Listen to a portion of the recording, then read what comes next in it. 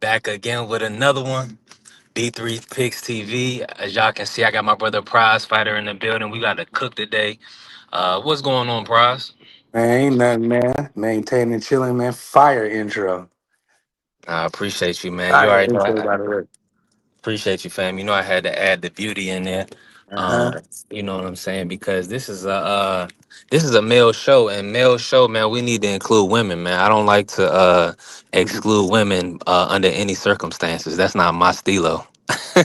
So for all you guys that don't like women around, keep it pushing. All right, so let me kick it off like this, Prize. Man, it was a great weekend. Boxing was lit on fire by Bud Crawford. He had a dominant performance over Canelo. Beat him pillar to post. Let me ask you this, just to kick us off, and salute to my brother Tim Layton in the building, already in the building.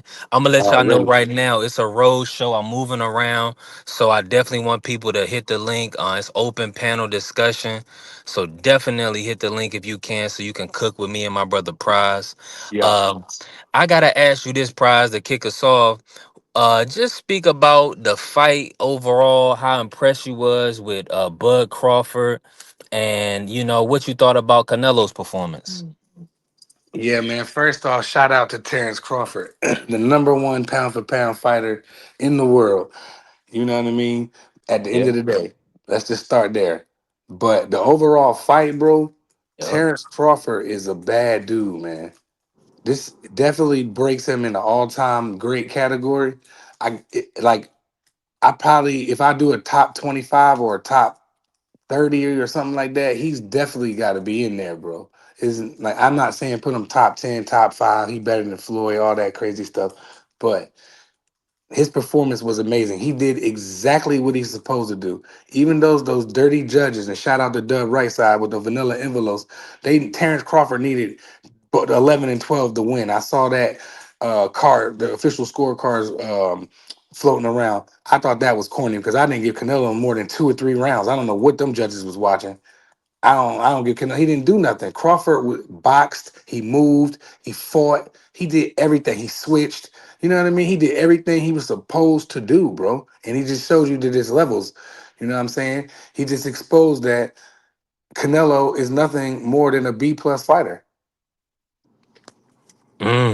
I can And appreciate that.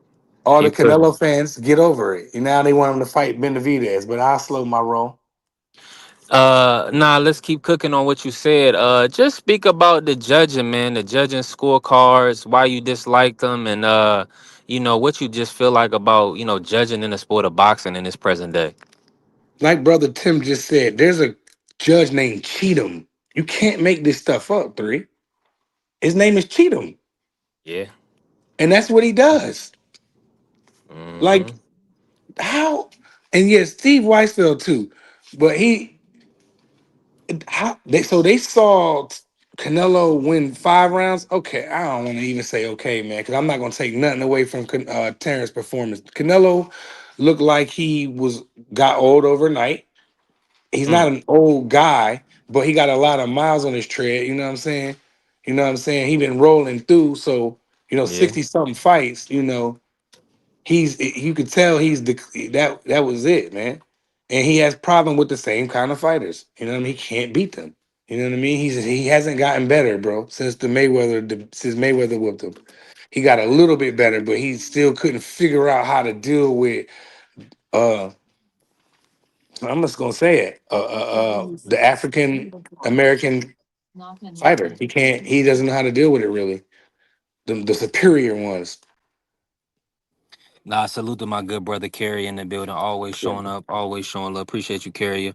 Let me say this. I'm in agreement with you. I Carrier. mean, it's just styles make fights, bro. I think that's Mhm. what it comes down to. At the end of the day, Crawford is about style matchup. He's not there to be hit. He's not going to stand in there for a firefight with Canelo. He's going to box. He's going to use angles. He's going to pivot. He's going to tie up and when he needs to tie up. So man, dominant performance by Crawford. And the carrier said the slick black fighter. Yes, sir. I mean, it don't. The proof is in the pudding. Time and time again. Mhm. as we can see, he had a lot of trouble. I mean, he lost what 10-2 versus Floyd, and then or maybe even worse than that. He probably lost all 12 rounds in both fights. We just get being honest, we being generous. Mm. Because I didn't really see him win any moments. I mean, he landed a couple of right hands on Crawford. He was throwing the left to the body or to the hip, trying to, I don't know, get Crawford to stop moving. But he didn't. I mean, the work was and salute to our good brother Scholar in the building. Appreciate you, This Scholar. guy was crazy. Um P3 Eagle Prize. He said, "Yo, you can't tell me y'all niggas ain't the same person." That's funny. It's crazy. Hey, so like, shout out to Scholar, man. But now let me say this, and anybody hit the link, Scholar, if you free, man. Hit the link, Yeah. man. You already know I need you on the panel to cook on this if you're free. Um, but never in the same place at the same time, my man. That's crazy. Scholar's wild. Yes, But he is. but Canelo, man, I'm gonna be honest with you, man. I feel like for all of the training, everybody was kind of building him up, saying, "Oh, he did so much training. He was prepared. He took on all of these different. He had all these different sparring partners and things like that, bro. I didn't see it, man. I didn't see it. I didn't see all of the work that everybody was saying that he was putting in and how great he was looking in sparring. It didn't show up in the fight. Now, do I think he was in supreme condition? Absolutely, because Crawford was on the verge of stopping him. And I feel like if it was more rounds in that fight or Crawford had more time, he would have stopped Canelo. So I mean, that's my take on it. But let me say this, Price, and how my audio coming through for you? Crispy clear. I bet. So, and All I just right, had to Carrier. cancel one trip because it was going to take me out to the Nine boonies. I didn't three. want to do that. Yeah, yeah. Carrie, he said, To hold be on fair, real quick. Canelo didn't look bad. Shout out Carrier. But no, Canelo ain't look bad. He just got schooled. You know what I mean? He was in great shape, so there's no excuse. A Yeah, welterweight, he got beat by a welterweight, bro. yeah. Basically, you know what I'm A, saying? So, a and welterweight moving up. yeah, you know what I mean? But or you could just some people will say he got beat by a junior middleweight, but Terrence was in there and he showed you there was levels. Like he fought a perfect fight because he had to, and he did. We all said that. The only way he could beat him, he got to do this. He kept turning Canelo and turning Canelo like we said he did. I know I heard you say it. I heard D Free say it. I heard boxing scholars say it. I said it. We all said it. And that's exactly what he did because we know how to beat him. It's easy to, you know what I'm saying? We showed and Terrence went out there and did what he's supposed to do. And he boxed a good fight. Like Kerry said, 8-4, 9-3. I personally had it 9-3. Yeah, man, the king of this era. And shout out to my coach, Coach Tommy Fitness. What's going on, Coach Tommy? Shout Hey, out, shout coach. out B3 Prize Fighter, man. Been a long time, man. Yeah, what up, though? Seen the link, man. I was like, yeah, I gotta hit this one, man. Yeah, for Hey, listen, sure. I wish I was at the crib. I'm moving around right now, Coach. We doing a little road show, panel show. So hopefully we'll get more people pulling up on us. But and I appreciate my brother Prize and I appreciate you pulling up, Coach. Now let me ask you this, Coach, to get your quick thought. What was your thoughts on the fight overall, Bud versus Canelo? I just want to hear your take on it. Just both of the guys' performances. Well, well, you know what? Let me say the good part first. The good Hmm. part first. I didn't think Canelo looked too bad at the weigh-in. It looked like it was tough, but not unduly tough. Like he didn't look too drained and none of that. He looked like he was really in good shape. And evidence Mhm. of that is when he came in the ring, he didn't look as blown up as he usually does. He looked like he really trimmed down to try to adapt for Crawford's speed and to have better stamina. Like so, he was really well prepared, man. Um, Canelo came out. He was faint. He was doing more feints than Crawford. He was a little more active. Yet Crawford was still, was still landing more, blocking more. Canelo landed what looked like a few good solid shots throughout that fight, but on closer inspection, most of them were partially blocked by Crawford. Crawford, for a guy that said, "Oh, he gets hit a lot," he really don't when you look at the numbers, man. He has better defense than people think. Um, he tends to get hit more when he chooses to exchange with you. When he don't want to get hit, you've seen the whole first half of that fight, he was untouchable. At times, I've seen Canelo cut off the ring pretty good, had Crawford moving right and left within a corner and taking him a little while till he could get out of there. But Bud just proved too good, man. He proved too good. His footwork was too good. Canelo was constantly trying to catch up. He couldn't really get set. So therefore he couldn't really throw as many punches. And then Bud being Bud, late in that fight, man, he started getting a little closer. He started exchanging more. Where Bud's my favorite fighter, and where to the point where I got a little bit worried, like, damn, you might be exchanged a little too much. But he was not only beating him to the punch in the exchange, he looked like he was landing the harder shots. And them shots were affecting Canelo. I thought it was a masterful performance. Hundred I percent. compare it I compare it to when Bernard Hopkins at 41 years old moved up two weight divisions to fight Antonio Tarver. No one thought he could win, and he put on a clinic. But the difference in that fight was, let's be real, Antonio Tarver was massively weight drained, and he looked it, he performed like it. This was a still good Canelo Alvarez, yet I already hear people trying to discredit the Bud performance. But I'm not surprised. No matter what, it's don't just happen to Bud, but no matter what he does, they're gonna try to discredit it. They're gonna ask for more. They want to see a weakness. They want to see him lose so they can discredit his legacy. Because let's be real, the bar is set way higher for black fighters, and sad to see that hasn't changed. But for the most part, he getting his props. Nah, that's a fact, and I appreciate you, Coach. I'm gonna cook with you, cause we gotta ask about that because they asked for him to fight, the Mexican Monster next. But let me bring, Marky Dan in, for this real quick, and salute to my brother Marky Dan. How my audio coming through, Mark? You good? You clean?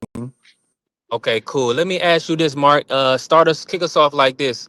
What's your whole take on the Canelo fans? They don't want the rematch. I mean, from what the judges scored it, they scored it 7-5. What's your whole and then you hear a guy like Ellie Setback saying that he thought Canelo won, which that's cap, that's biased. But what's your whole take on them pushing Crawford to fight David and not wanting a rematch? That just shows me that the Mexican fans are done with Canelo. They've carried this man's water for years. They defended him when he ducked Benavidez. They defended him for years when he didn't want to go up and fight Beterbiev or rematch Bivol. You know what I'm saying? After he lost to Bivol, they came up with all the excuses. Oh, he's too small. He shouldn't have been fighting at 175 in general. Y'all are being too harsh. He was going for greatness when he fought Bivol. It was a cherry pick. That was a cherry pick gone wrong. He didn't think Bivol was all that, and Bivol showed him something else. Um, so yeah, that's really all I think of it. That they don't even want to see the rematch. They're done with this guy. They realize that not only is he a fraud, because he's not fighting the Mexican monster and giving them the Mexican Civil War that the real Mexican goat Chavez Sr. did, because Chavez Sr. made the decision to pass the torch to Oscar De La Hoya, and he gave the Mexican fans the fight and the event that they wanted. Whereas with this guy, like I said, been ducking, been losing fights he was supposed to win, on and now they are at the point where he's not even that good of a fighter. You're losing to guys that were just fighting at 147 2 years ago. So yeah, that's my impression. That they're done with him and they want Benavidez to come in and be the saviors of the Mexicans, but I don't want Bud to give it to him. And Bud don't got to give it to him. Bud could right now retire, sail off into the sunset, and give Benavidez his ass to kiss. He don't got to give none of these dudes no fights. Because he's done it all. Nothing they bring is gonna add to Bud Crawford's resume or his greatness. Mm.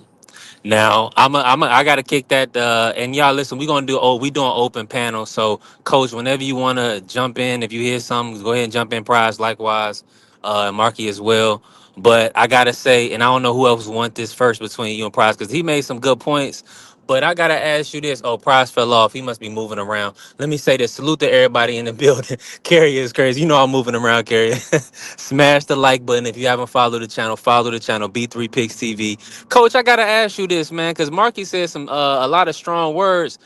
Do you think any of these guys enhance Bud's legacy? And do you want to see him fight a Bivol or a Benavidez? I absolutely don't want to see him fight a Bivol or Benavidez because I really think they're asking too much from a small guy. To Canelo's credit, I don't think he should have fought at 175 either. And I give him credit for giving it a go up there. But I think it goes back to what I said before. If they're asking Bud to go up there, they just want to see him lose. They want to push him more and more and more so they could discredit that great black fighter. It's always been, you know what I'm saying? As far as what Marky said about Canelo, I do agree in great part, I agree that the Mexican fans have been carrying his water. You know, they very prideful.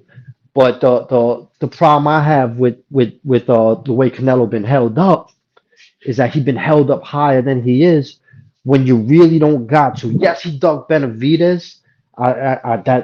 That's a fact. But he got some hella fire wins under his belt. You know, he fought I say like a B plus level competition. So he is that guy, you know what I'm saying? And he's still busting ass at 168. His last few fights, you could tell even when he's not even taking the fight seriously, when he's not really going hard, and then you could tell when he does go hard. And I can't I can't put him low. I say yes, they overhyped him. But if you're looking for what he was, yes, he was a great fighter. And you know, he aside from Duck and Benavidez, he is the best fighter at 168 for a long time, which means little old Bud Crawford is now the best 168 pounder in the world. That's all I got. Man, that's wild, man. Bud being a super middleweight undisputed, best 168 on the planet right now. Uh, and now I mean, Kerry is going at you, Marky. Just elaborate for him a little bit. When you calling Canelo a fraud, I mean, he did beat Trout, Triple G a couple Give me one times. sec, B3. Okay, Marky moving around. He'll be back, but now, so let me ask you this, Coach.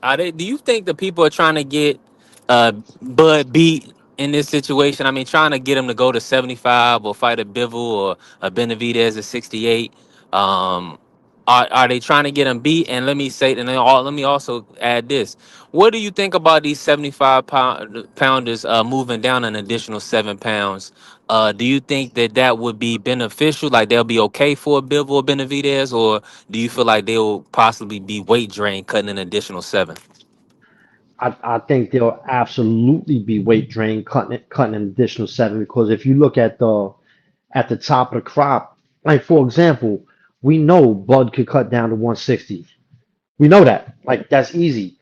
Do you really believe Arthur Beterbiev, who looked like a tank, Benavidez, 6'1" Bevo could cut down to 168? Nah, man. Nah. And if they do, it will be absolutely detrimental to their stamina, their strength, their punch resistance. And if they do that, it might be an even fight with Bud. But realistically, if Bud moved up to fight Benavidez or Beterbiev or Dmitry Bivol, I could not put money on Bud in any one of them fights at all. Like that, it's just asking too much, man. That would be like the equivalent of say Bivol moving up to cruiserweight. Like that would be Yeah. a hard task, man. That'd be a very hard task. I can't see that. Yeah, I mean, and I think Bevo could compete at 200 pounds. I'm sure he's cutting quite a bit to make 175. You know what I'm saying? He doesn't seem. I mean, he doesn't seem like as big as like a Benavidez. We know Benavidez probably gets upwards of 215, 220. Yeah, Um, that's why I say Benavidez going up to Cruiser. I think because he I is a think cruiser. yeah. He's masquerading as a light heavy. And I think he's gonna hurt Anthony Yard, unfortunately. Now, I gotta ask you this, Coach. So, with that being said, do you want to see what do you want to see next from Crawford? A lot of the guys was telling me, and salute to the Queen Angie, baby. I just want to shout out to the Queen, always showing love. Appreciate you, Angie. So I gotta ask you this, Coach. Do you want to see Bud Crawford retire from the sport of boxing, or would you prefer to see him? I believe he mentioned 160. Would you prefer to see him take his talents to 160 to be a six division champ? But before he said it, I said I'd rather see him go. I would like to see him go to 160, become a six division champ. That's I don't know how few boxers have done that. You know what I'm saying? Maybe Tommy Hearns, we know Pacquiao, but not Yeah, Tommy really Hearns was sixth division. Yep. six division. Hmm. And so I wouldn't mind seeing that at all. But I don't know. Maybe now he'll still command a huge payday, but I don't really see a dance partner down there who would give him that payday. And yeah, I wouldn't mind seeing him fight Carlos Adames. That would be a good fight. Um, Janabek. I don't think Janabek makes 160 no more either. I don't think he's making that weight no more. A fighter I really, really like at 160, Yoenli Yo-Yo Hernandez, Cuban dude, but he's only got like 8 fights under his belt. So yeah, if he's gonna fight Adames, I think that would be the best fight for Bud at 160. I think it would be competitive, fairly competitive, and yeah, I wouldn't mind seeing that. But if he can't get the if he can't get the money he deserves at the stage, I'm not mad if he retires.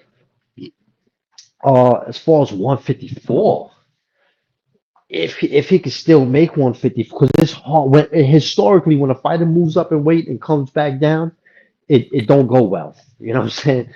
It really don't go well. But Hmm. if he could come down to 154 for one, maybe two more fights, I won't be mad. I would like it, but I can't say if he doesn't do that, he's a sucker or not like that. I wouldn't be mad at all if he just go off into the sunset right now. The man is 38 years old. My I bad. I'm heard back, guys. Okay, the cool. the, the Appreciate man you. Go ahead, brother. the, Go the ahead. My bad for cutting you off. Go ahead. no problem, no problem. The man is 38 years old, and I've heard people say that they'd like to see him try to go undisputed at 154. At 30, that's going to take 2 3 years at least to get the fight to go undisputed. He's going to be 40, 41 years old, and I don't really see that happen. I won't put it past him being able to do so, but it'd be like 60-40 against him being able to do that. He might take an L along the way. And again, that's something else I think is asking too much. To see him go, those who want to see him go get all the belts in 154, you asking that man to fight, until he's 40, 41, 42 years old. Nah, I don't want to see that. I don't want to And see let him me. take the unnecessary punishment. Hey, I'm with you. Because I mean, he's proven in the sport. I don't think he needs to give his. He's given us enough. I don't think he needs to give us his health. You know what I'm saying? So I'm with you, Exactly. Coach. Now, Marky, what do you want to see next from Bud Crawford? He's mentioned 160. He's undisputed at 168. He still got a title at 54. What you think should be next? I think that he should buy himself a couple barbershops in Omaha, Nebraska. Think he should probably maybe even buy himself a liquor store, maybe a smoke shop, You know what I'm saying? A little wings place, maybe out there in the. I would get the hell out of Nebraska, at least for the time being. I hear the economy in Nebraska is crappy, so I'd probably move out of there if anything. Yeah, so but quash all that shit. But yeah, I wouldn't be boxing. That's all I know. I wouldn't be boxing.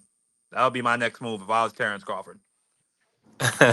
I'm with you, and salute to Demut in the building. Appreciate you for jumping in the chat. Thank you, bro.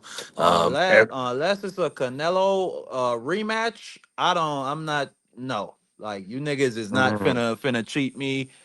I done seen how this boxing game goes. I done seen how it ended for Sugar Ray, Leonard, and Robinson. I done seen how it ended for Ali. You niggas ain't gonna catch me. Yeah, You I'm know, with you. it's one thing I didn't think of. One thing I didn't think of Good the way coach. Canelo moved, the way Bud moved up for Canelo. If Jerome Boots Ennis was willing to move up to like 160 and face Bud, I wouldn't be mad. But I'm not saying it's something he has to do. You know what I'm saying? It could be one of Yeah. them possible passing of the torches or a possible exclamation on his greatness, and then end it right there. I won't be mad at that at all. Now, those are the punch stats. I haven't reviewed them. But let's answer this for the mute, please. He's saying shout out to Bud for pulling off the upset, but why y'all think channels are saying Bud outclassed Canelo when Bud outlanded Canelo by 14 punches? Can y'all answer that for the good brother? The total punch stats that don't determine how many rounds a person won or lost. I think the best way you could quantify that by using punch stats is if you went round by round and you saw who had more in each round. But I say that Bud outclassed him because I only gave Canelo one round in that fight, and Canelo simply was just never able to adjust ever. He didn't cut the ring off, and when he did cut the ring off, Bud would tie him up and turn him, and it was rinse, squash, repeat. And then in them later rounds, another reason I say outclassed because in them later rounds, Bud was not running from him. He stood toe to toe with Canelo and was beating the hell out of him with uppercuts and that counter straight left. I mean, like, bro, whatever what you want to put on it, I look at that as getting outclassed. Like you didn't even belong in the ring with this guy. I only gave you one round.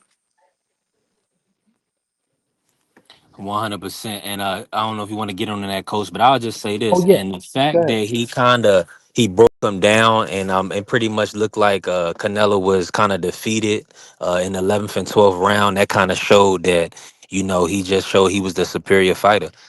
What you think, coach?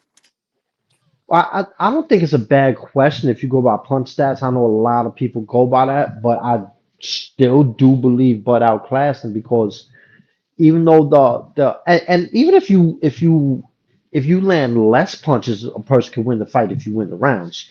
You know, so you can land less punches but win more rounds. So that's not always indicative of who won the fight. Um, but I will say why to the argument that Bud outclassed him, I think is easy to make is that Bud landed more cleaner punches. Uh, Canelo only landed a few clean shots. A lot of the shots that were landed were partially blocked. Like I seen him land one good one where he had Bud kind of cornered off to the ropes. Bud partially blocked it, and it still landed dumb hard around Bud Temple. It was still a good shot. You know what I'm saying? I seen him land one or two good body shots, but most of them they was off the elbow. They was either fully blocked or partially blocked. I know they don't count the block punches, but the ones that are partially blocked and still get through are being counted. And then and also too, like it's like Canelo could never, as Marky Dan said, he could never figure Bud out. So one, Bud landed the cleaner shots. Second, he out IQ'd him. He showed the higher IQ because Canelo could never really figure him out. Um, Bud outboxed him when he was boxing. He outbrawled them when they were in close. He landed more shots in close, and he landed. It looked like he was landing harder, more effective shots, which actually surprised me. And as B3 said, I forgot what he did around the 11th round. I think he like He like pick, you know how you take a deep breath, pick up your shoulders a little, and then breathe out hard and drop them and have like a shit face. Like that's how he looked. He looked a little defeated, frustrated. And by Canelo's own admission, Grant, he was a gentleman in the press conference and he kept it real. I don't remember his exact words, but they was like, "Yo, was there anything else you could have done differently?" He was like, "No, like I did everything I could. I had a good training camp. I worked hard. I trained for this fight, but we always knew. But I think he said we always knew Bud was a great fighter. You know what I'm saying? He didn't. Yeah, he got outclassed. I don't. I'm not putting shame on him for that, but it's just a fact in my eyes, at least. Nah, I'm with you. I'm with you, coach. And listen, y'all smash the like button if you haven't followed the channel. Follow the channel B3 Picks TV. Y'all also can follow my good brother Thomas Morris. Coach Tommy, he definitely has a fitness channel, but he also or Real Prison Talk with Tampa Tommy. Make sure I follow Real Prison Talk with Tampa Tommy, and also follow my brother Marky Dan, Democracy 101. We working. Now let me say this because I'm gonna say this, Carrier. I was scoring the fight. Well, I wasn't scoring the fight. I'm gonna go back and rewatch it again. Turkey put it on so late. I fell asleep on it originally. Woke up to see Crawford getting Me his too. hand raised. Yeah, woke up seeing Crawford get his hand raised, and then I had to watch it back. But I watched it back while I was on live, on Dub Right Side, and I went live myself. So it was a lot going on. I'm gonna go back and rescore it, Carrier, but. I'm gonna be honest. I just didn't really see where Canelo took over or took advantage or dominated any rounds. Maybe the fifth round. I think he would. I think he won the fifth, but I'll go back and rewatch for sure. Um, let me.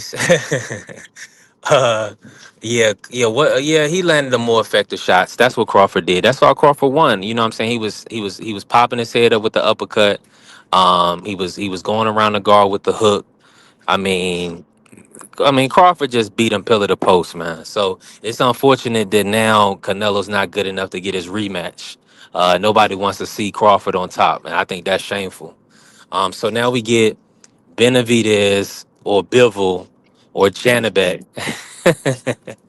which I think the only fight that really makes sense, to be honest with y'all, is Bivol because Bivol is considered the king right now at 175. But even pulling him down to 168, I don't like that. I don't like that because now do you have a weight drain excuse? But if Crawford was to go up to 175 and fight Bivol, then that would cement. I think that would cement his legacy. Let me ask you this, Coach, because we had a lot of discussion about Crawford's all-time great status. If Crawford, now that Crawford has beaten Canelo, where do you rank him? I'm just saying, just it don't have to be exact, but just ballpark, top 10, top 20, top 30, whatever. And then if he was to go up 175 and take Benavidez's belt or Bivol or beat Bivol Benavidez, would he be the GOAT for you at that point? Um, I think I gotta put him top 10. And to put in perspective, there's only been one. I googled this. I AI that looked up on AI. There's only been one fighter that fought at 135 and won the title at 168. Roberto Duran. That's Roberto crazy. Duran. Salute to my brother BBO. That's crazy. Shout out to the GOAT. I love Roberto Durant. And oh, me too. And most people have him ranked top 10. A lot of people have him ranked as far as the number five best fight. I've seen him ranked number five very often. It's kind of amazing how a lot of people rank him ahead of Sugar Ray Leonard, even though, well, yeah, no shit, he did beat Sugar Ray like in that first fight. So no, actually, Yeah, he that's did. not crazy. He actually fought. I'm Sugar Ray, my favorite. I think he's the best welterweight I've ever seen in my lifetime. But basically Terrence Crawford just did some Duran shit, man. He did something Duran did, and again, a lot of people have him ranked number five. Most people have him ranked in the top 10 of all time. So hell yeah, I gotta put Bud in the top 10 right now. If he went up and I don't care if he fought Benavidez, Bivol, better Biev. If he beat any one of them, I would have to consider him like in the very least top three, if not top one of all time. That's like, yeah, that would be insane, man. Like that, I don't believe he could do that. I think I'm his number one fan. I don't believe he could do that. Now, let me say this, and because those are going to be some big guys, either Bivol or Benavidez. Do you feel like it would just be the size that why he couldn't do it? Yes, purely off of size, because none of them have show better skills than Bud. None of them show his ring IQ. None of them have his versatility. I don't think none of them are pound for pound stronger than him, except maybe better BF. He has extraordinary strength, and he also allegedly has higher testosterone than the average human being. You know, whether whether that's Mhm. natural or not is debatable, but he never got popped, so I'm not going to put that on him. So hell yeah, I think that would be just strictly a matter of size, man. Strictly matter. It's like imagine one of them dudes. It's not a whole lot of competition at cruiserweight. Like any one of them could compete good at cruiserweight, but imagine any one of them fighting at heavyweight. I mean, let's really do the math here. You're talking about a small man, fighting if he went to 175, 40 pounds above his natural weight class.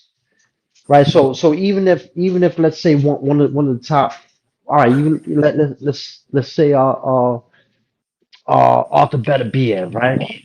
Even if he went to heavyweight, he got to put on 20 some odd pounds. That's a 20 some odd pound difference. And let's talk about pound for pound. You talk about pound for pound. 20 pounds on a 135 pounder is much greater a percentage of his body weight than 20 pounds on a 175-pound fighter. It's just a way bigger burden because it's a much bigger percentage of your body weight. So yes, if Bud went up to 175 and beat any one of them, any one of them top fighters, he would absolutely, without question, be the greatest of all time in my eyes. Man, I got to get Marky in on that and prizes back. Let me just say this real quick. If y'all in the building, smash the like button. If you haven't followed the channel, follow the channel. B3 Picks TV. I do got my brother Ann McQueen in the building. Shout out to Ann McQueen. He said you can't trust CompuBox and the guy pushing buttons Nope. to see the winner of a fight or the score rounds. You know what I'm saying? You got to really watch. You got to put your eyes on it. Salute to my brother Ant. Make sure y'all following Casuals Corner. Always doing great breakdowns. And shout Yep. out to my brother BVO in the chat, BVO Sports TV. Shout out to the STM. Make sure y'all lock in with BVO Sports on at 8 p.m. Monday through Thursday. Hey, we working. Who want to get in on that first? You want to get on Marky a prize for that Crawford's Uh, all-time great? Go ahead, Mark. You was that waiting. Mark was waiting before me. Yeah, I'll just say there is no one definitive GOAT in boxing. Yes. Him going up and fighting David Benavidez, that would certainly just add to his case, but there's no one definitive GOAT. We all there's spread throughout the long history of boxing, which you could trace back going back 150 years to the Queensberry rules when they first came out with those. Before it was just wrestling and punching.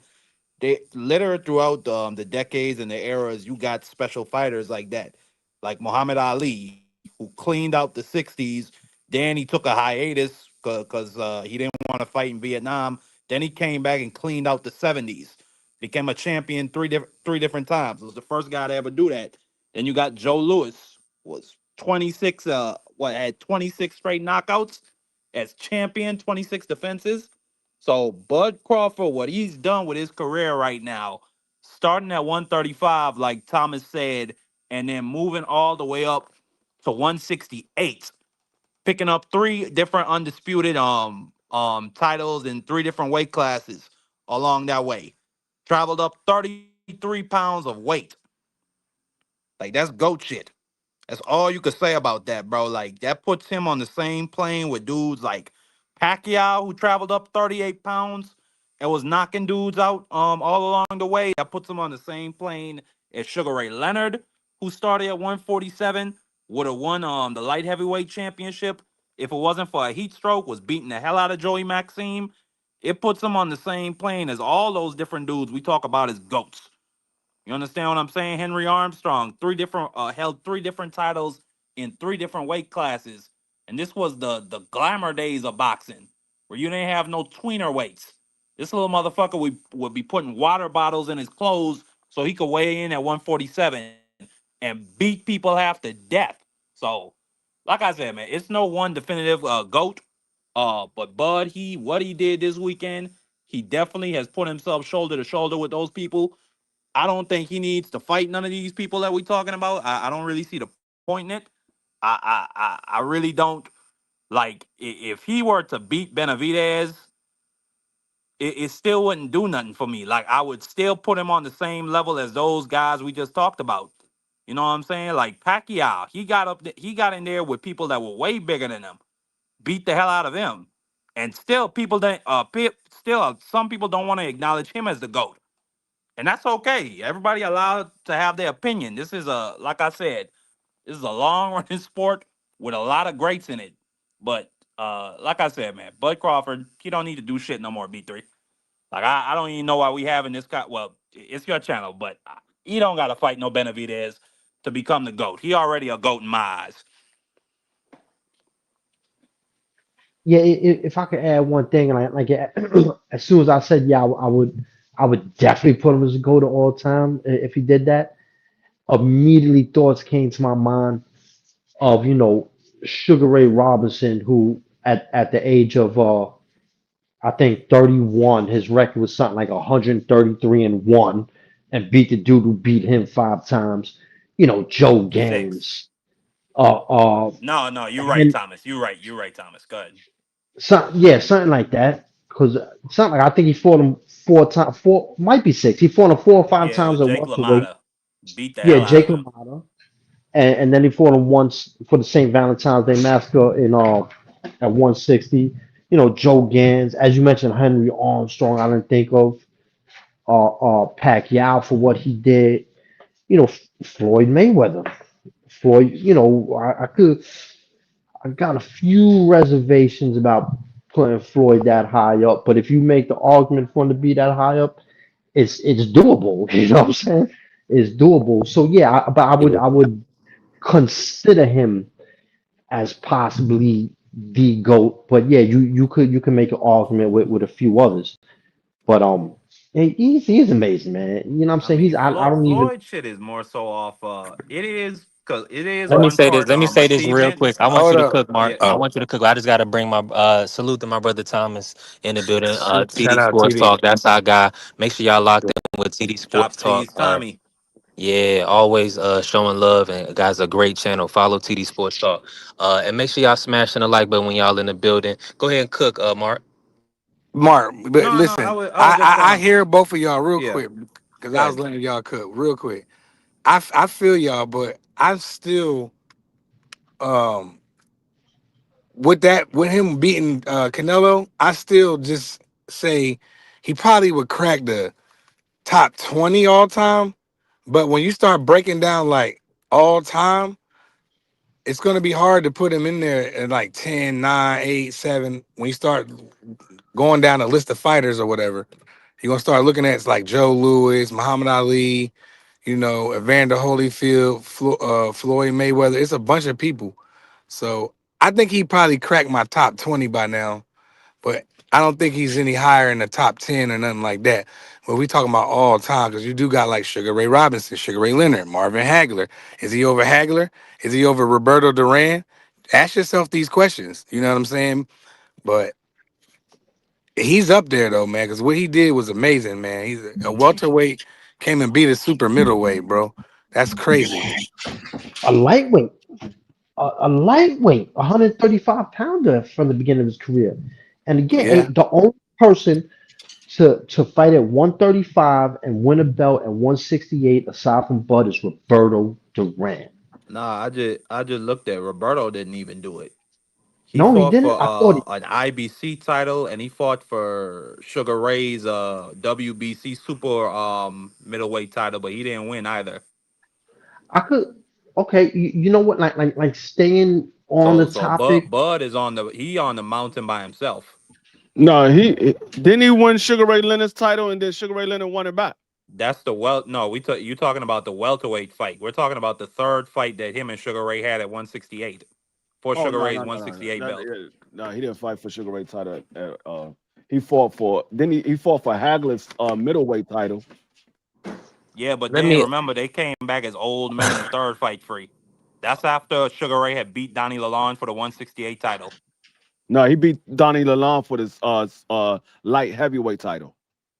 He actually fought for They both had, I titles at think both of once. them were on the line though. I think a Yeah, Yeah, light they heavyweight and a it uh, was a weird fight, and I know yeah. It was exactly what you're talking about. what happened was Sugar Ray came in at a catch weight, but both titles was on the line because even though it was a catch weight, it still was above 168, but it was at a catch weight, so it was still he still can fight for the light heavyweight title because it was a catch weight. oh, that Hey, makes sense. salute, Okay. salute to my good brother D Free in the building. Appreciate y'all. Everybody better make sure y'all smash the like button. Also, make sure y'all locked in with D Free Sports on YouTube. Great brother, great channel. Now, I gotta let me put this out there. Bubs, thank you, Bubs, for jumping in the chat, man. Make sure you Hey, following the Bub's channel. funny as hell. Yeah, That's nah, let crazy. me That comment. yeah, let me say this. I don't want versus Benavidez anymore. I mean, I don't know. Did one of y'all say that y'all wanted that fight today? I Who the never hell said I said they wanted to wanted Canelo to fight. fight? Crawford versus Benavidez? Oh, okay. Oh, No, no, you no. I'm talking about talking about Canelo? yeah, Canelo. I mean, after he didn't lost. I mean, I don't even think we was matchmaking Canelo. All I'm gonna say is this, Bubs. Uh, I mean, inheriting Benavidez, right? So now Crawford, is going to inherit Benavidez. This is the conversation, right? I'm gonna say this. If Crawford wants to dare to be great and go to 175, then I would applaud him and watch the fight. I don't want to see Benavidez weight drain down to 168. Benavidez has a full title at 175. If they want him to fight for that, so be it. I think my audio about to go out, so y'all cook on that real quick. Yeah, Man, let me Terrence ain't jump going in to on no that. 75. It's not going to happen. And Bubs, there was no offer sent. Turkey just said, "Can Benavidez make 68?" Insinuating if you want to see the king, the pound for pound best, you got to be able to make 68. He just asked the question. And that's not an offer being sent, Brody.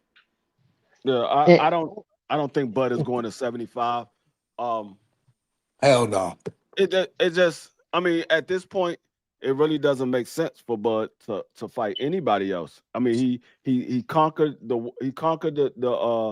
the mountaintop. Everybody was saying Canelo was the best fighter of this era. Where Bud just proved that he's the best fighter of this era.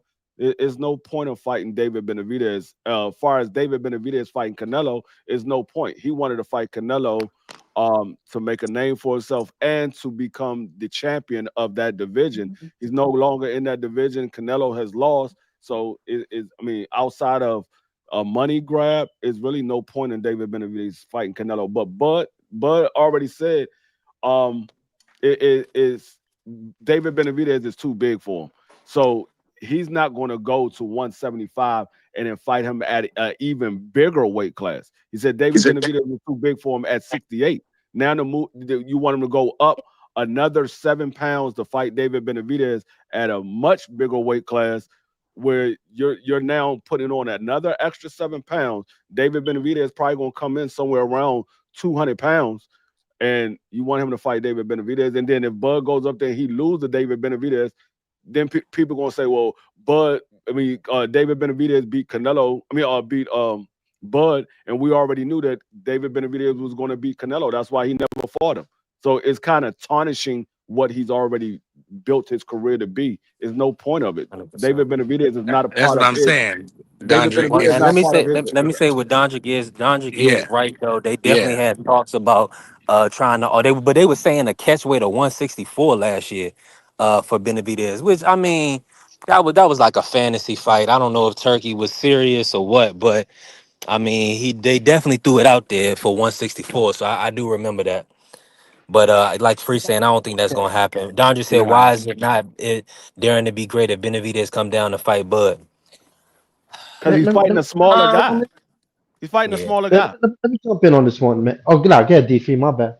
Go No, ahead, no, I cook. was saying Tony. it's not there to be great if you come down to fight the smaller guy. It's there to be great by going up to the next man's weight class and taking on the best guy at the next weight class, not at the lower weight class. That so was it there to be great when Tank Davis went down and fought Leo Santa Cruz? No, everybody said Tank Davis was fighting a smaller guy. So no, that's not daring to be great. It's daring to be great by moving up, not moving down. Also, too, I want to say as well, I definitely, I don't see that as a duck if Bud don't want to fight Dave Benavidez. If Right. he was a weight bully, killing himself to make 168, coming in the ring 20 pounds heavier, the way Canelo used to do, which I don't think he did this fight, the way Benavidez was doing, then I could see you asking him to move up to fight someone if he don't hit duck. To ask a dude that started at 135 to move up to 175, yet another, no one thought he could handle himself at 168, and you want more?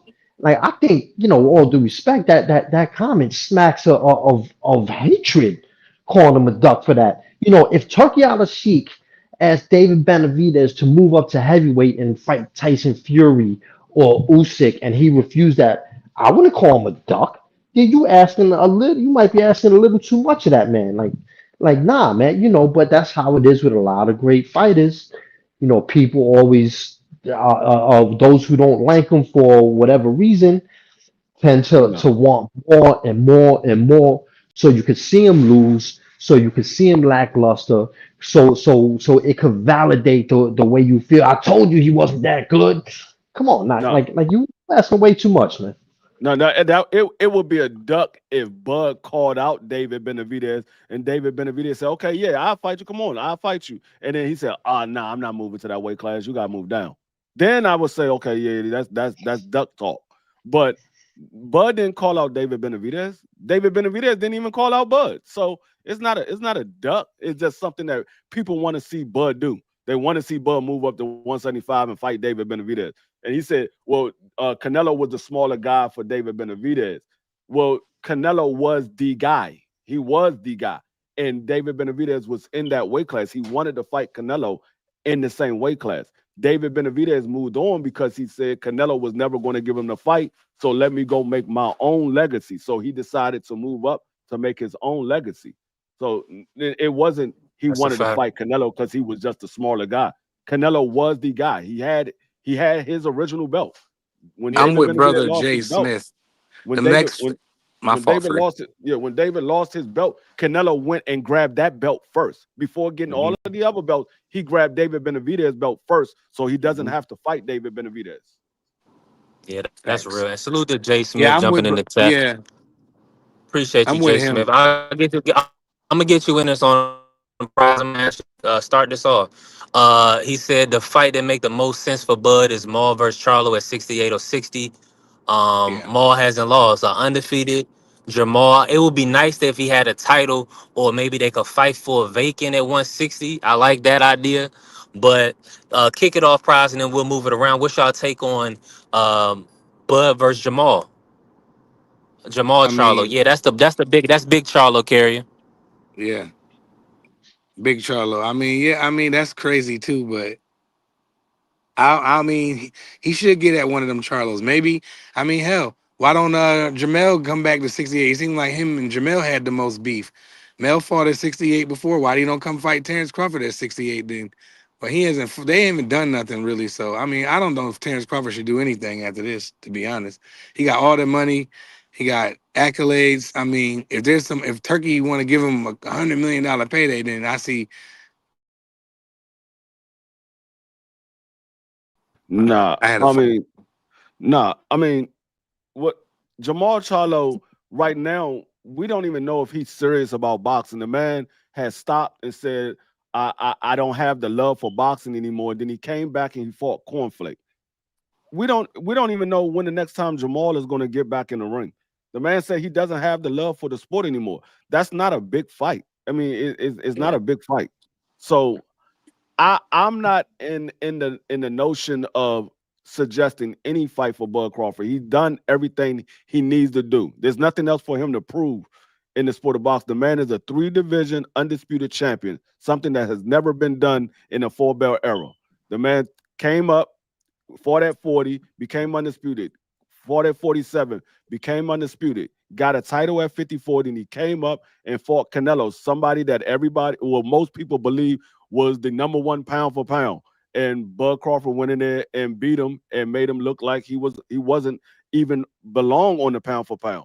And so there's nothing else left for him to do. Like I said earlier when I was on another man's live earlier today, Bud Crawford now has the argument, is he more accomplished than Floyd Mayweather? Now, some people might say Floyd Mayweather has a better resume, but now he's in that argument. Is he more accomplished than Floyd Mayweather? Yes, Floyd has fought 26 champions, but That's Bud has tough, did man. something that Floyd has never did, not even once. That man has became undisputed And three different Floyd did times. something that Bud never did. Beat No, 26 but listen, champions. listen, listen. What I'm saying, Prize. I'm not saying that is right or wrong. What I said is he's now in the argument of, is he more accomplished than Floyd Mayweather? I'm not I would saying it's say right that. or wrong. That's the argument that he's in now. At first, he wasn't in that argument. A lot of people said no, he's not in that argument. But now he's in that argument. Is he more accomplished than Floyd Mayweather? Because yeah, Floyd fought 26 champions, but Floyd has never been undisputed. This man has been undisputed in three different weight classes. So now he's in that argument. Is he more accomplished than Floyd?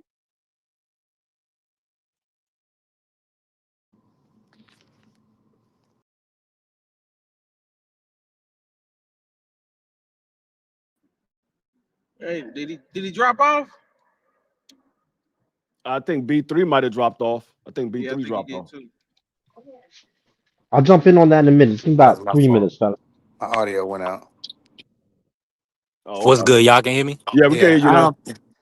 I salute to my brother Dondrick in the building. I will anytime he hear the Charlo name or any Charlo slander, he pulling up. What's good, Dondrick? I'm glad you already knew what I was here for, man. Like, man, I ain't having it, bro. I ain't having none of Now it. go ahead I and ain't gonna cook. Please cook. like. I love Bud. That's why I tell people Bud is what he did was extraordinary. But everybody knows Canelo's a small 68 pounders. Them real 68 pounders walk around 200 pounds really, and they hit different. And the same thing with like the boys at 75. He shouldn't be up there trying to fight them because he's not meant for that.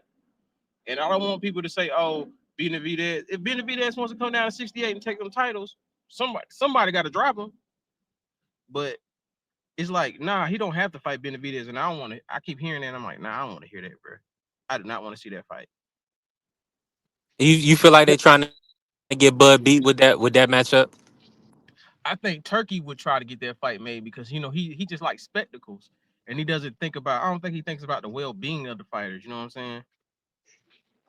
I Yeah, think that's a y'all great taking point. them accomplishments a little too tough. Cause like Carrier said, Adrian Broner, if you look at him, he got more accomplishments like some of the greats. So I mean, I don't want to just take it, but I like to mix in accomplishments alongside a resume when I'm talking about an Yeah. all-time great. No, no. I mean, Adrian Bona is more accomplished than Hagler. He is. He's more accomplished. But does that mean he has a better resume? No. We're talking about, when you say accomplishment, is it is what it is. It's an accomplishment. Yes, I he beg to is. But differ. Hagler fought at one weight class. Adrian Bona fought. He was a four division champion. He's more accomplished. He did more things in four different weight classes than Hagler did. Hagler was a undisputed champion at one weight class. One weight I class. tend to disagree with you, Get in D3. on that, coach. I mean, you can disagree. That I everybody got mean, their own let me break opinion. it down. Yeah, yeah, yeah. Of course, ain't nothing wrong with that. I just want to break that down and the Mayweather comparison. So on that, it's like what I see what Hagler did as a bigger accomplishment because he had what, I don't know, 60 some odd fights. He fought crazy because of his resume. Those wins to me is a great accomplishment than Broner winning belts against, decent fighters, good fighters. Hagler beat some great fighters in his time. You know what I'm saying? So I see that as a big accomplishment. fighting at a weight class he belonged in, not killing himself to fight at 130, 140, the way 135, 140, the way Broner was. I see that as a big accomplishment. But but some people are going to see moving up in weight classes as a big accomplishment. I ain't knocking that. Now, as far as the that No, I was gonna say yeah because a lot of people said Adrian Bona didn't belong at 47. He still went up there and won a title. A lot of people say he didn't belong there. We saw what happened when he got in there with some of the topper level opponents. He got beat. They said he didn't he belong at looked mighty, 47. he looked he looked he looked mighty stocky to me at 47. I ain't gonna say he ain't belong there, but I can see that. Now, as far as the I want to touch back on one thing, the comparison of Bud and Floyd. To me, both of their accomplishments kind of even out, but I'm not gonna I can't argue if you say it's Floyd, right? I, Because here's why I say it evens out. They both won belts in 5 divisions. Um, Bud is a fairly highly ducked fighter, right? There's a lot of people who really didn't want to fight him. They held Pacquiao back from him, right? Bob Allen, he was thirsty to fight Pacquiao. Amongst a few others. Jerome Boots Ennis talking mad shit, but he don't want to get in the ring with him. So imagine if Bud would have beat a Pacquiao, he would have knocked his ass out. He'd have been the first person. Well, after Marquez, he'd have beat all living hell out of Pacquiao. Let's just say we don't know if he'd have beat Boots Ennis, but let's just say he beat Ennis and then now moving up in the 5th division, jumping divisions to beat Canelo, then I would say maybe he graded than Floyd. Um, the argument for Floyd is the sheer resume of the fighters he fought, but kind of like what a lot of people say about Bud, more so even with Floyd, a lot of the fighters he did not touch in their prime. Shane yeah, Mosley was pretty much washed. Cotto, when Cotto was a number one contender at 147, Margarito was the number two contender. He would rather stick himself in the eye with an ice pick than fight either one of them. It's like he would not fight them. And proof of that, this is before he was making crazy money.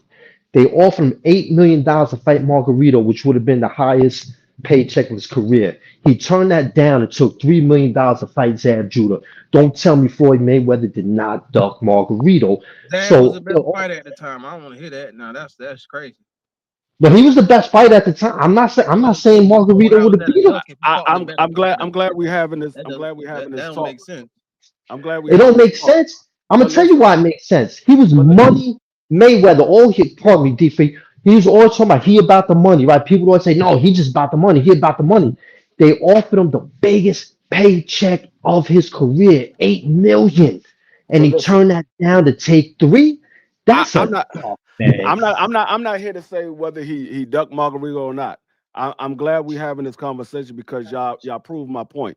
I never said that Bud Crawford accomplishments was better. What I said it was he is now in the argument.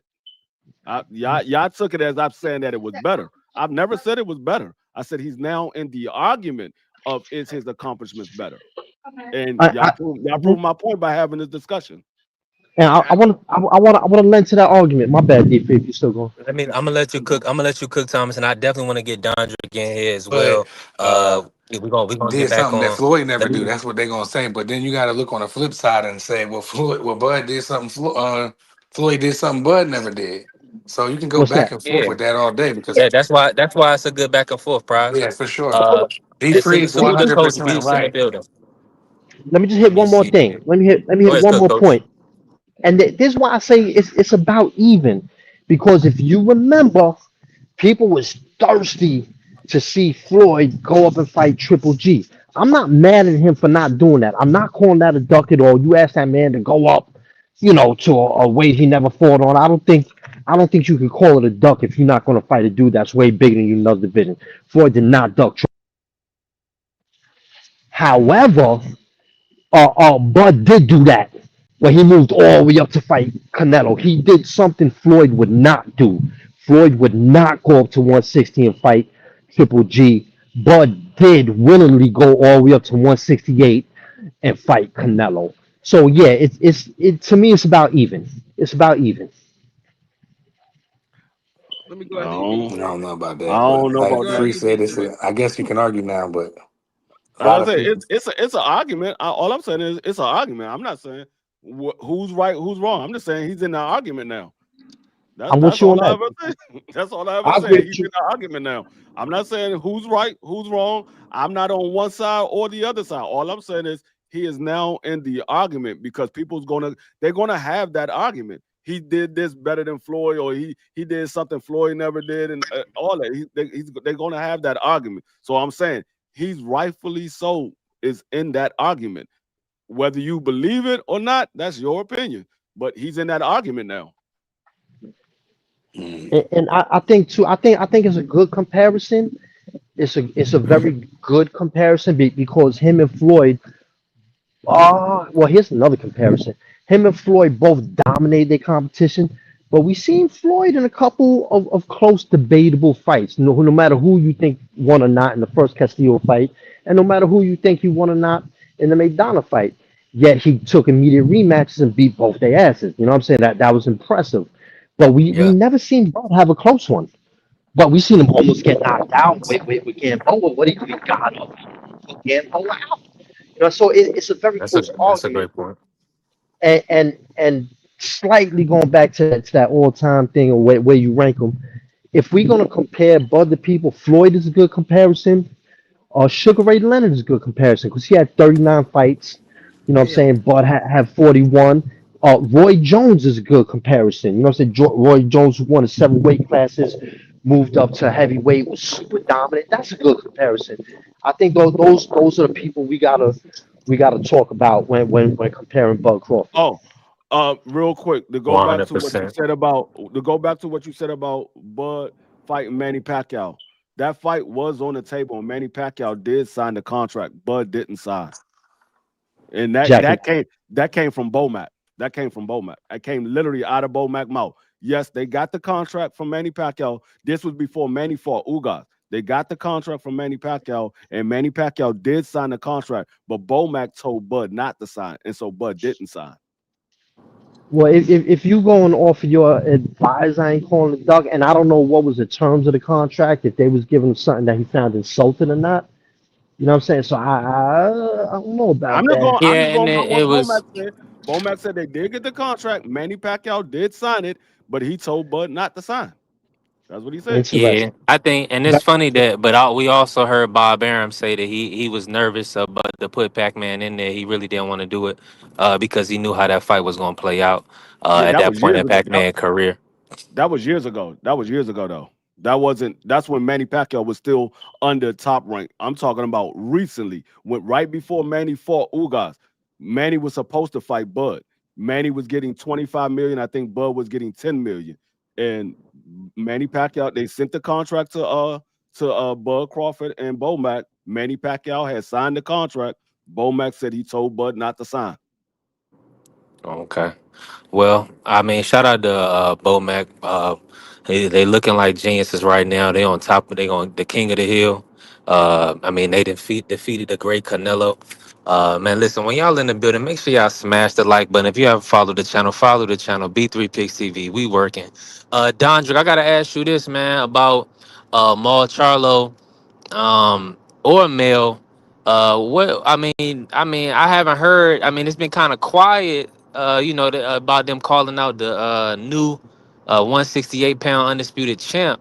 Do you feel like they want that matchup? What's going on? I believe Maul would take that matchup in a minute. I know Mill's already supposed to be lined up with Earl, so it's like they're gonna do business in house first. They're not gonna, and I think Maul is probably already trying to set it up with Clint. So it's like they're gonna make the in-house fights first. But I don't want to see Bud versus Maul because I don't. I honestly, everybody knows Maul is the better twin. First of all, Male might be the more accomplished, but Maul is the better one. So it's like, nah, I don't want to see that because Maul is actually a 68 pounder for real. And I think he was at 60 too long because of the health stuff. But nah, I think Maul would take it. I don't know if Mel would take it though. I'm not sure about Mel's heart. I I, I'm I with you. I'm wouldn't with you on that. Go ahead, coach. I wouldn't want to see that because because Bud wouldn't really get his credit if he beat Jamal, because Jamal what was his last fight against Benavidez. No He was cornflake. good. It Cornflake. was good, but No, what I'm saying, he was. no, his last fight was against Cornflake. He just fought this year. Yeah. Well, I mean, if Jamal fought a good fighter and had a really good performance, like wow, he's back, he's at that level, then yeah, I would like to see that, I'm and yeah, yeah, then I because would like to see it. But right now, nah. No, I don't want to say. Like I said, I don't think Maul has the hunger anymore. I don't think it's going to be a close fight or even an entertaining fight. I don't think he has the hunger anymore. He said yeah, he don't that's have the cap. love That's for the cap. sport anymore. He That's said he cap. don't have the love. I gotta go for what the man said. The man said I he and don't have the he love for said the it sport. before. He's ready. He's back. I'm a Maul Charlo fan, so anything that comes up with Maul, I know about it. Like I know what he posts. I know everything. Like, nah, dude's been trying to fight. There's a lot of logistics and stuff going on. I actually know somebody in his camp. Like, nah, Maul want to fight everybody because he don't No, want to That's box it. too much longer. no, I mean he could want to fight everybody, but he might not have the love for it anymore. Just because you No, want to fight, don't I mean think that it's you more the still have the mental health love for thing. it. People play football all the time, but they don't got the love for it no more. They still play. They just don't have the And love he's for it no more. For and that I'm be payday. honest with you, I think Maul would whoop Bud, and that's just my opinion. I Because I just think mean, Maul just too big. I think those natural 68 pounders are just too big for Bud. I know Canelo is not a 68 pounder. He's really a 60 pounder, maybe a 54 pounder, a blown up 54 pounder, but he's not a 68 pounder. Them boys is a little bit too. If you've seen a real 68 pounder, them boys is huge. That's like Yeah, them Iglesias and Billy's and I can think Bud could beat them Billy. Yeah, I agree Yeah, I on think Bud several is stopping points. Billy. I think he'll beat him up. Yeah, I don't think I, Terrence Crawford gonna fight none of these guys because y'all got to remember when he said after in the the post interview after he won against Canelo that he was like, maybe I go down to 60. You never know. You heard what he said. So Uh I huh. think that would be smart. Maybe he can. I mean, nobody wants to see Beck fight, but I mean, I don't know what Terrence Crawford do next. But David Benavidez and all that—that's a little crazy. Yeah, I think yeah, I think Beck's more realistic because first of all, people don't believe that nobody wants to fight Beck. Beck be bullshitting too. All them boys at 60 be bullshit except Lara. And Lara don't nobody want to fight him for some reason. And Facts. He for some number reason one to me. they don't want to fight him. I know why they don't want to fight him I because know Lara why got they don't want to problems. fight Because Lara gonna knock your ass out, him. but they don't want to fight him. But I would Laura love got to see that him old Canelo. man strength, Dante. Yeah, You feel he's me? the no, I real mean old man Jennebeck strength. Because been back in, ducking you that remember fight. when Laura was young, he wasn't sleeping shit. Now all of a sudden, that man 40, allegedly 40 years old, something. I mean, He's sleeping we shit. already know that Jennebeck and Jaime McGee ducked Jamal Charlo. We already know that. That's a known Mm-hmm. fact that That's a they fact. ducked Jamal Charlo. I mean, we saw Charlo Mm-hmm. Triple is G. Triple G avoided Jamal Charlo. Canelo avoided Jamal Charlo. I mean, Yeah. these are known facts that they avoided him. he So definitely it's got not that. something that's not known out there. People won't, but they don't want to believe it. But it is what it is. They avoided him. I, Yeah. I gotta Yeah, I he gotta definitely got agree. that, Charlo. I, I gotta agree I gotta agree with a few things from a few of y'all. Like a lot of yeah, everyone says something I agree with. You know, if Charlo was even 90% of his former self, then he got a damn good shot at beating Bud. Because yeah, he's a naturally bigger man. He got a hell of a jab. He would have. I'm not gonna say he would beat him, but I'm saying he definitely got a good shot to be maybe a 50-50 if he were. I don't think we ever gonna see him at his best again. Um, Let me, but as What are far we as doing? hey, coach. Let me do this real quick, coach. Let me bring in our sure, brother sure, Senior. Our Senior Cobbs. Salute to my good brother Senior, man. Make sure y'all always locked in with the Yeah. rise. Shout out to Coach Rob. Swedes. What's going on, Senior? Man, what we doing? I just saying, look, I was already in the mood. I ain't work today, so I'm like, I'm crashing Yeah. everybody. I'm crashing everybody YouTube today. You know what I mean? Yeah. So Let's I mean, do it. so as soon as I opened up the chat to see who was coming on first, I straight seen the link, so I clicked it. But I walked in on some bullshit. You know what I mean? Mm. Go ahead, cook on it. Y'all putting Bud against Charlo like.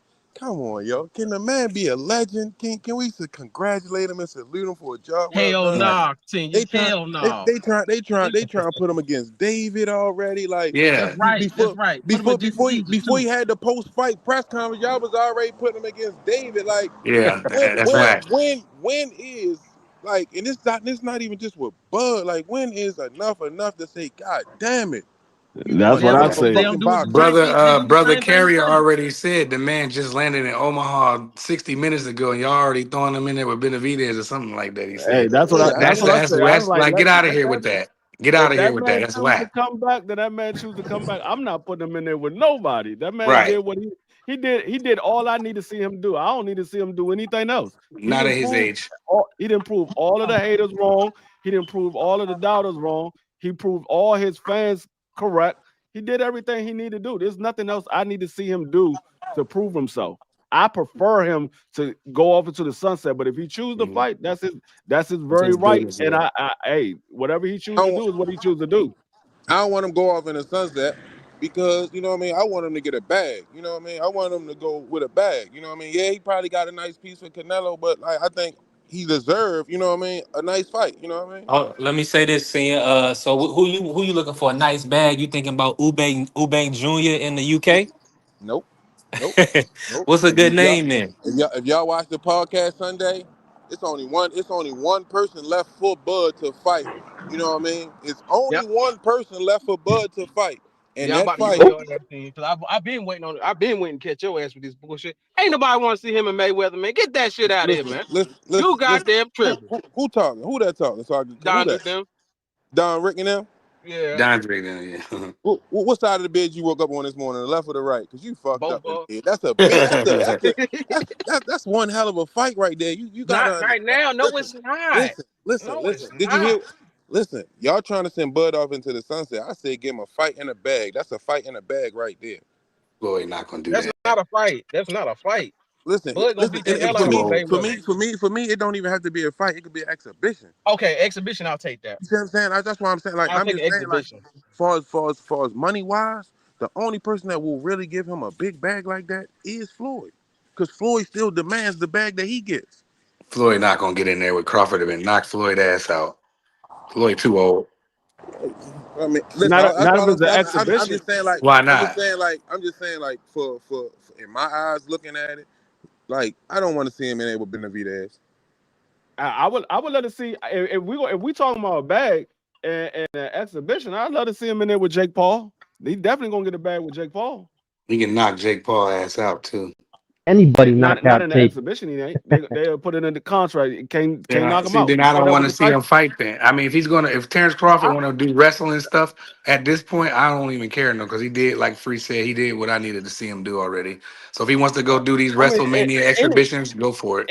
any exhibition fight, I don't really care to see. But if All I right, wait a mean, if minute. we talking about Um, him getting the exhibition fight, I think he'll probably the biggest bag he probably get would be a Jake Paul or Floyd Mayweather. That would be the biggest It's bag that he just can crazy get. to even agree. talk about that though. I don't even Agree. want I, to see I, him fight none of that. Can I no, ask y'all a I question? get 'Cause it. I want to start some shit too. Can I ask y'all a question? Go ahead, It's shoot. over panel. Senior Cook. It's your show. All right, my question is, right? So after watching that Canelo masterclass that Terrence Crawford put on, right? Everybody who was an Earl Spence fan, all had the same argument. You know what I mean? It would have been different before the car accident. After seeing that fight, what do you think? Do you think the result still would have been the same? Bud would have whooped Errol Spence ass? Mhm. abs- I would say if 100% Earl wasn't drained of the weight, wasn't thrown through a car, wasn't eye injuries and all that other stuff that he had, I think the fight could have definitely been better. I don't know if Earl would have won. I don't know. I don't want to, because I always remain neutral when that fight was going on, because I like both the brothers and you can root for both of them. It's okay. You don't got to pick a side, but I felt like a healthy Earl Spence and 100% healthy Earl Spence would definitely be a better fight than that first one, because this looked like something was wrong with Earl to me. No, no, no. let me say on that I'm one. not saying he can. I'm not saying he can beat Terrence. I'm just saying it might have been a better Yeah, fight. Might have. let me speak on that one a little bit. You know what I'm saying? Thrown through a car and all that. He was absolutely superb against Danny Garcia. I don't want to hear that. Yeah, they looked like it was something wrong with him. But even if it wasn't, if there was nothing wrong with him, his style is too straightforward to beat Terrence Crawford. If he was on steroids, he wouldn't beat Terrence Crawford. I mean, that's your opinion, but other people might feel different. Like, but Yeah, I I'm get sure. it. I get it I'm though. sure. And Terrence it's just one of is a special dude, bro. That's why I that's just where I'm want at though. I agree with you, Coach Tommy. That's where I'm really at. Like just from watching Bud and like how he choose and pick his angles with them sneaky little shots and little shit he do. With the Yeah. way Earl coming forward, north and south, I think he tears Earl apart. You know what I mean? to. And Yeah. another thing we know, and that everyone's talking Facts. about, Errol was too strong for him, but he was too strong for Canelo. He was landing harder shots on Canelo Hmm. even during exchanges. We know that ain't true. And just to go back a little bit, I reiterate, I don't think Bud needs to do nothing else. But if there was one thing I wouldn't mind seeing, if um if Jerome Boots Ennis has a nice, really good performance, and then meet Bud at 160 just to shut people up, I wouldn't mind seeing that at all. And if Boots won and it was a passing of the torch, I still don't take nothing from Bud. That's the only thing I wouldn't mind seeing. I'm not saying he got to, but I would sure like to see it if it Yeah, I was wouldn't possible. mind. I Hey, wouldn't mind let me jump in. Coach Boots. Tommy, Coach Let me Tommy, jump in real quick. Coach Tommy. Salute to everybody in the building. I don't even want to see it, Coach Tommy. Nah. I'm gonna say this. You bringing up salute to everybody. Be make sure y'all smash the like. But if you haven't followed the channel, follow the channel. B3 Picks TV. We working. I got my brother Senior Cobbs in the building. Coach Tommy, D Free, Dondra Dem, Prize Fighter. We working. Now you done brought up the PBC fighters in the stable. So now you got Jay Smith working. They talking about Keith Thurman. They still want Bud versus Keith. Speak upon Facts. that, y'all. I Would don't want to y'all see still want it. to see that fight? Hell no. No, no, Who said that? hell no. My brother Jay Smith. No. Now let me ask y'all this, because the Fondora I'm ready fight to is make your coming up, and shit y'all jump, D3. If I'm he ready to say make that knock your out again. shit jump. Pandora, What'd if you he say, knock Sin? Pandora out. I'm ready to make your shit jump. I just streamed your shit to my audience. So, you know what I mean? Let's get it. Your shit ready to jump and shit. Yeah, appreciate you So seeing. Let's work. talk your shit. Talk your shit.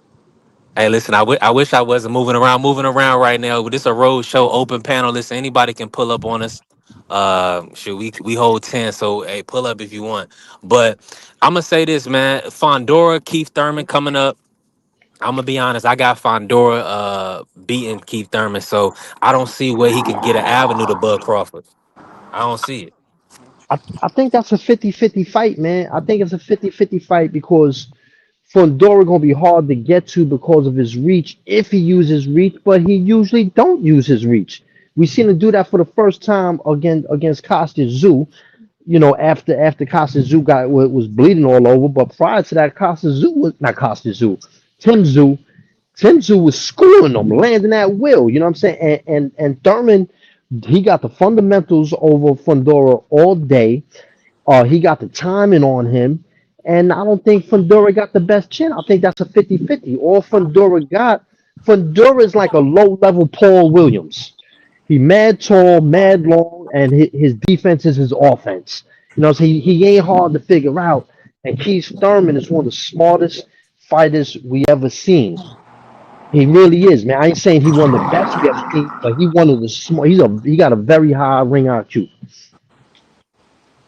Yeah, I definitely I can got agree, Keith. I'm agree with going with that. Keith. I'm going with Keith on it 3.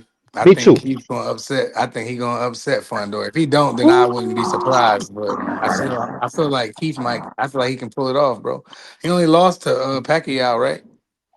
Yeah. Yeah, that's his only loss. That's what I'm saying. So The only person I I want would. to see Keith fight is Lara. I think that'll be a good fight of two hmm skillful old men. No, I like that one. Laura If knock you him out. appreciate sweet science, you'll appreciate a fight like that. Now Yeah. let me say this to everybody coming in. Salute to the good brother Alan Johnson in the building. Make sure y'all smash the like button. If you haven't followed the channel, follow the channel. B3 Picks TV. We working. Uh, keep Thurman. I'm gonna say this. Bud Crawford, right? He mentioned 160. He said that he wants to be a six division champion. He threw out 160, even though he's the undisputed champ at 168.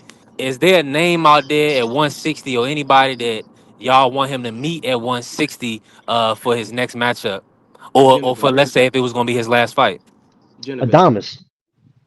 Janabek is a good one, or I don't think Janabek makes 160 no more. I know his last or recently he had a whole lot of problems around that. I don't think he make 160 no more. I wouldn't mind seeing him fight Bud at 168, but Bud ain't a 68 pounder, as y'all alluded to. I agree.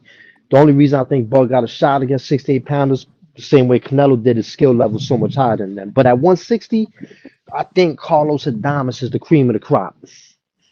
So that's why I'd like to see him fight. Oh, you think Adamas is the top name over Laura? Yeah. I think Adamas beats. That would be a close one. I think Bud beats both of them though. Like they're both. Laura got the super IQ and all that, but he's 42. When you're 42, you're 42, man. You Yeah. know what I'm saying? He's 42. Salute to Who Adam who in the building. who is his last fight? Laura, was it Danny? I think it was Danny when he knocked him out Yeah. with a jab. Wow. I mean, Laura, I mean, he's gotten a lot better. You know, when he was young, he was he was very good when he was young. I think he caught a bad break against Paul Williams. I thought he won that fight. Yes, But he did. Laura sleeping shit at 42. You know what I mean? So put him in there. He got a belt. Put him in there and see what happens. If he go to sleep, then he's 42. If he don't, then don't be surprised if Laura won't beat a lot of these dudes Yeah, at Laura's 60. nice. At 60. Laura. You remember Laura wasn't a big welterweight at all. You know what I'm He, saying? he So said Laura will upset Bud. Oh my gosh. I didn't say that. No, no, no, Carry. no. Oh, oh, Uh, Carrier tripping. he, Yeah. like, good gosh almighty, man. Y'all not a believer yet. Like he made me a believer in the Earl Spence fight. I'm gonna be honest. You know what I That's a mean? Then fact. I started doing my research, but I had got a phone call the night of the fight. My cousin called me and was like, "Who you going with?" I was like, "I'm going with Earl." He said, "Look, I'm gonna send you this video, and I want you to pay attention just to the strength and conditioning workout that Bud is used to." And he showed me like Hmm. wrestling workouts, and he was like, "Listen, that strength is different than you know what I mean regular boxing strength. The muscles they use and everything." He was like, Yeah. "I'm telling you, Bud is too strong for Earl." I wasn't trying to hear it till I watched the fight, and I'm like, "Oh shit," you know what I mean? Then I really started researching Bud, like learning his story. Like that man, Mama couldn't find nobody to whoop his ass. You know what I You mean? know, Like, Nah, that's real. Yeah. you She's know the what I mean? state Like, and people. that's what I was telling people. Like, Bud fighting was for something different that y'all will never understand. He's Yeah. still fighting for his mother's love. Like, you know what I mean? And she giving it to him, but that shit fucked him up. That nigga Yeah. got a switch. That nigga got shot in the head and drove himself to the hospital. How can you bet against that? Can't do it. You know what I if mean? you Nah. look, And salute the good brother Yoda coming in. He said, whoever undisputes at 160, then it's worth it for Bud. I could see that. I could Yeah, see yeah, that. them belts are all spread around though. Who know what Janabek got? How many belts Janabek got? You got Laura got one and He Janabek got got three?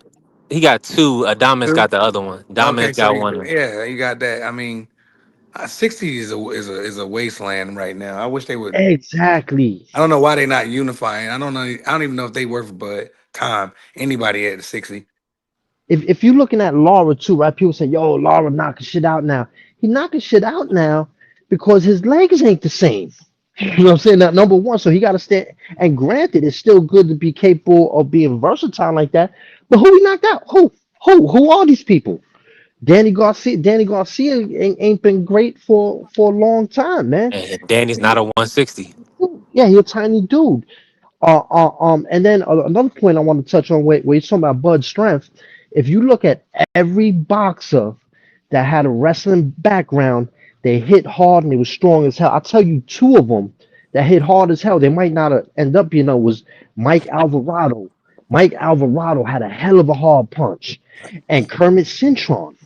Kermit Cintron was a knockout machine. They wasn't that skillful because they started boxing late, but every boxer with a wrestling background is strong as hell because boxers are boxing training. You more about stamina than you are strength. In wrestling, you more about strength. Like them dudes be running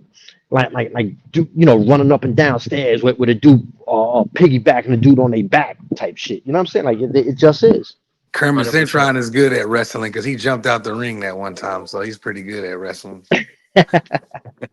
Yeah, he ain't amount he didn't amount to being a great fighter, but he hit hard as hell. I'm Did, telling you, look at all the fighters you could think of with a wrestling background. They strong, very strong.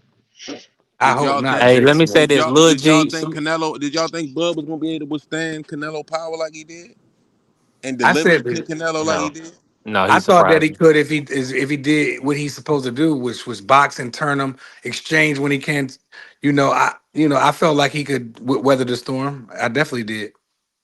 Yeah, I had Bud winning, but the way he was able to take Canelo shots and then how he finished the fight, almost stopping Canelo, he was beating him. I mean, he was punching on Canelo. That was impressive. I was thinking it was going to be more so a Victor Postol type performance where he was boxing him off the back foot, catching him with counters and then moving a lot. In this fight, he stayed inside pretty much, and I mean inside the mid range, and he outworked him, man. That was a legendary performance. Especially I told round I nine. told I told GP in a barbershop Friday. I was like, watch. I was like, Bud gonna outbox him. Canelo gonna get frustrated. Bud gonna stand in the pocket and bang with him. I'm not worried about the power. Bud too strong. You know what I mean? That's Yeah, exactly what the fuck happened. You know what I mean? but And, but and, it's way stronger than he looks. and also But too, you gotta watch how he balling niggas up in the gym effortlessly. You know what I mean? hmm Big niggas, little niggas, whatever, effortlessly. You know what I mean? we don't really know if he could take Canelo power right now to this day because Canelo didn't land too many clean shots. He couldn't because Bud was so He good. caught him. Shit, he caught him with a mean uppercut flush, and he caught him with a straight right flush, straight down the Yeah. middle. No, he hit him. Yeah, He popped him a couple good times. And he weathered the storm because he I was doing wasn't quite everything right. That's why. So if he would get caught with a shot, as long as he would do everything right, I felt like he could weather the storm. And he had an the answer only for everything Canelo threw. Every time Canelo touched him, he yes. came right back. Bop, bop, bop, bop, bop, bop, bop. You know what I mean? Shit, nah. He caught him The, flush, and Bud ate that shit.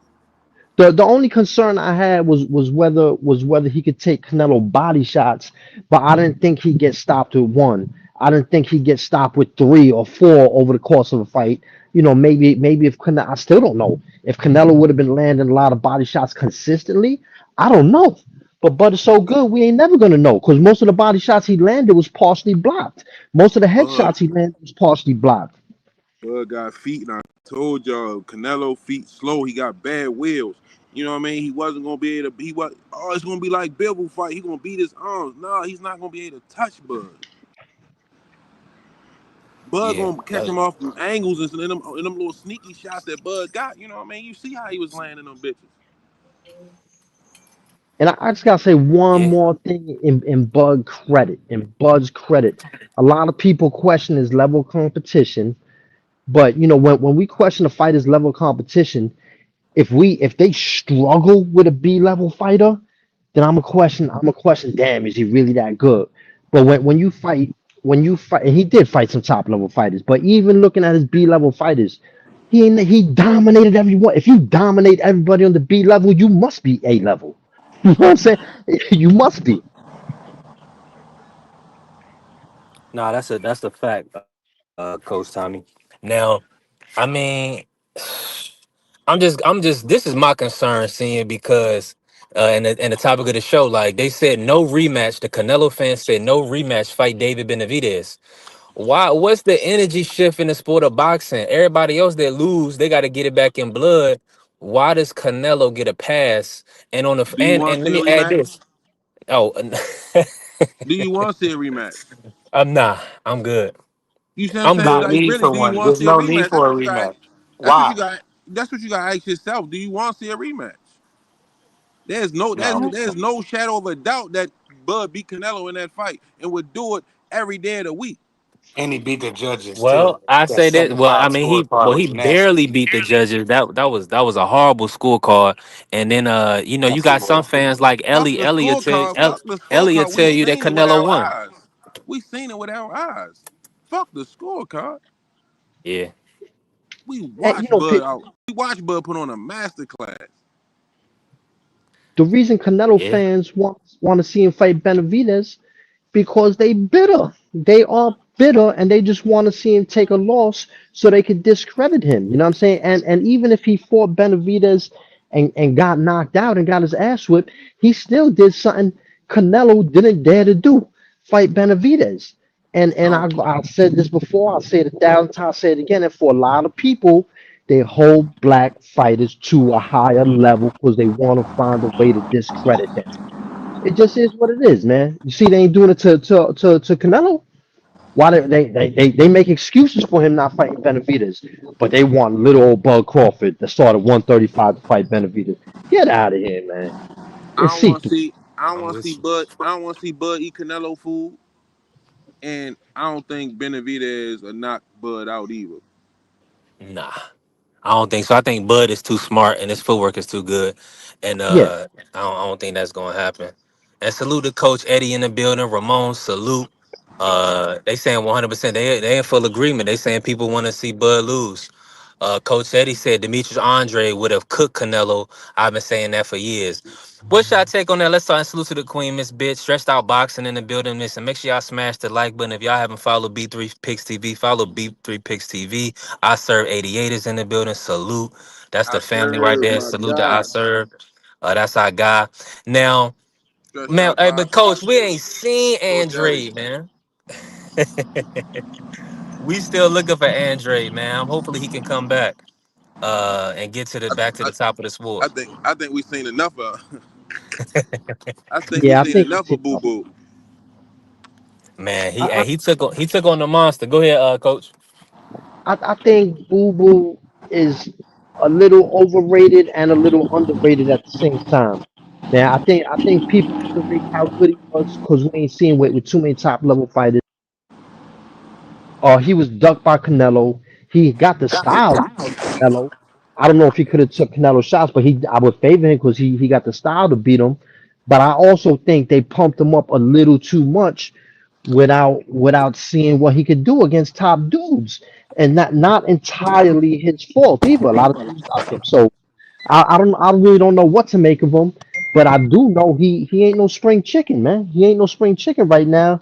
So to put him in there against top level dudes at 168 to 175, I failure. They will be setting him up for failure at this stage in the game, and it was served to discredit him in ways he don't deserve because he really was. I think it's he very really was that good when disingenuous he was younger. it's very disingenuous to expect that man to go to 75 or something like that. That's just ridiculous. Exactly, But exactly, carry my on. I don't know nothing about boxing. I don't think no. Canelo Now, power is a factor versus slick black fighters either. Facts, because they know how to turn them.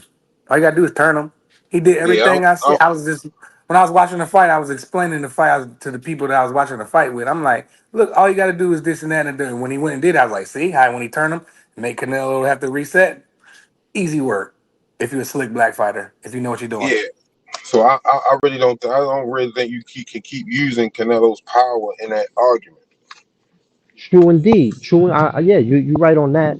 And I think Canelo had the same. First of all, it's not a whole lot of fighters in history, who could be moving on the balls of their feet and generate power at the same time. We see Muhammad Ali, we seen Shane Mosley, Manny Pacquiao, Oscar De La Hoya, Floyd Mayweather. Even though he didn't have a lot of power, he generate enough even on the balls of his feet. But Canelo, the similarity he had with Felix Trinidad, although they different style fighters, the similarity he had with Felix Trinidad is his feet need to be planted to get his power off. If he can't plant his feet, he got a hard time getting his power off. Which goes to what everyone just said. You keep turning him, he can't get his power off. You can't say that about a Shane Mosley. You can't say that about a De La Hoya. They could be on the balls of their feet and generate power. Canelo can't do that. Felix Trinidad couldn't do that. I think Felix Trinidad was overrated. now before I think Coach Eddie gonna pull up and listen. Make sure when y'all in the building, smash the like for us. And I gotta ask you this, seeing why you here.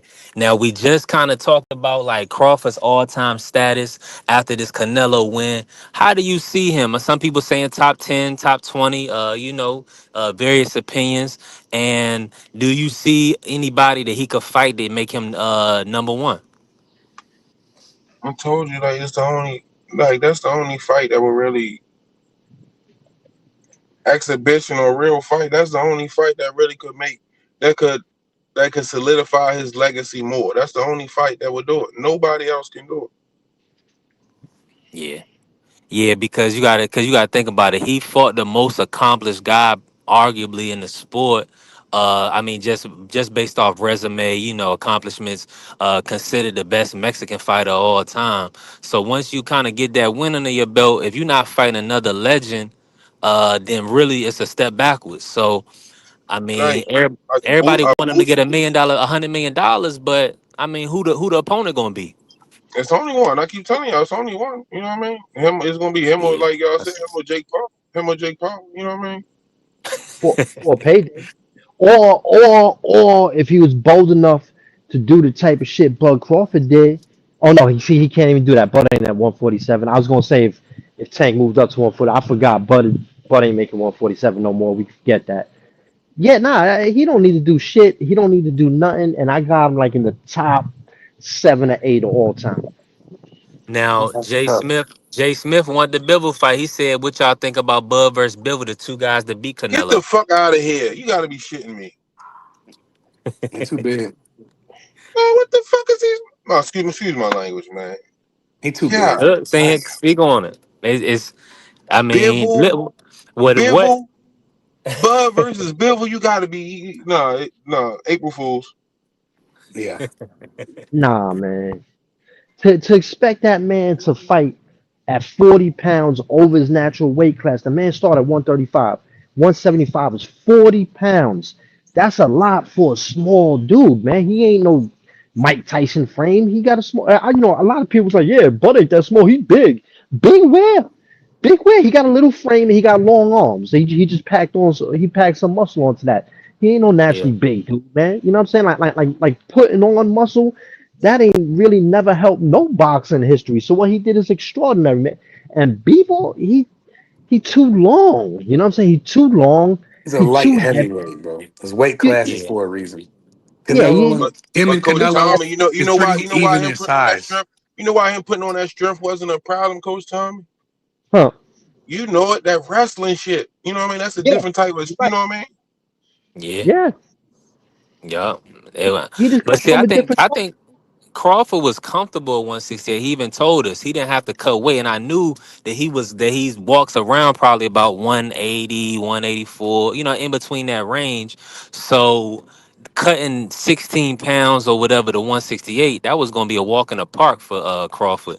And from versus having to cut an additional 17 pounds or 21 pounds or whatever the case may be to a 54 or a 47. So I mean, he did the right thing, man.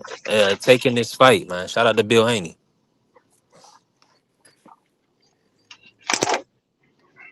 Word, that fact. Shout out to Bill Haney for that.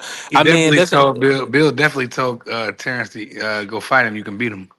Yeah, nah, that was. I mean, but Crawford. See, that's what I'm saying. Crawford is a true. Well, Bill just didn't want him on Devin ass. I didn't seen that from the past. He always said that that's the one person he was always gonna keep Devin away from is Bud. But Bud is a generational talent. I'm just glad that he's able to put it on display for the public. I mean, he dominated. I got Errol Spence. He didn't dominated. I got Canelito, man. I mean, he's beating these dudes pillar to post. Uh, Man, a great fighter. That was amazing, man. Shout out to Bud. Now, let me ask y'all this, man. So he said good fight. Yeah, shout out to the Queen Andy, baby. She said Bill Haney scares me. Everybody saying gotta give That's Bill crazy. credit. Listen, man. Crawford has proven that he's willing to be great. I feel like it's unfortunate that there's nobody left for him to fight with that'll stamp him as a top three or top one. I mean, it's the boxing is kind of scarce right now with the legends. So that's why when they bring up a Bivol, it's like, okay, you going up to 175, you fighting a man at 175, the fighting a guy that beat Canelo before you beat Canelo. That's the only active fighter that it makes sense for him to fight. If it's not Bivol, then I mean, who else? I'm Janabek. I mean, come on. Bivol can get. But Bivol can get the work if he want to come in 68. Yeah, my brother Prize, he definitely is on board with any smoke at 68. It's gonna be Salute, at 68. If you want to fight Terrence Crawford, one of them big guys, better Benavidez. What's your other one? You said Dimitri Bivol. If they want that smoke, come to 68 then. You can get some. I'm They, pretty sure Terrence and Turkey and them work that out. Nah, I'm 100%. sure they would, and I'm sure Bud will win in that regard. But that would be everyone reason to discredit him because they're gonna be weight drained, they're gonna be lackluster. So I don't want to see that. I just I don't don't want want to see him fight none of them Benavidez, Bivol, or Better Biev. Like, come on, no. man. What, like, y'all bugging, bro. That's too much. That's doing too much. Mm. Hey, so And let me we say the salute to my good brother, Champ Ross. I got to go up to get the other comment, but he said Crawford should retire on top. Mm. right. That's what I'm saying. He don't got nothing else to prove. I don't want to see him Yeah. fight Bivol. I don't want like what's Bivol arm reach? Ain't it like 70 something? I I think don't like want to see that. 77, 77, It's if I'm not crazy. mistaken. You But expect Crawford this? is You about a expect that lightweight to 74 and a move half, up that? 75. You expect that Yeah. lightweight to move up to fight a big light heavyweight? Man, y'all boys is wild, man. Only thing they gonna tell you is Henry Armstrong. Salute to my OG Um, Chris the Legend. And we definitely gonna have a show. He said Crawford is one of the ghosts of fighters past. He's taking on the moniker of, the guys from the past that took on all challenges, dared to be great. I'm gonna do a prelude to that show since I got y'all on here real quick. Do y'all any fighters right now active that y'all see that's really moving to try to be on that, be a Crawford, to kind of move through divisions? Who are the fighters that y'all see doing it, or who are the fighters that y'all believe that can end up being a 5 division champion? I got two of them. I got two. Well, I don't know about five divisions, but I got two of them. I think at the early stages have comparable skills, comparable will, comparable heart. That's Bam and Abdullah Mason. I like those two names.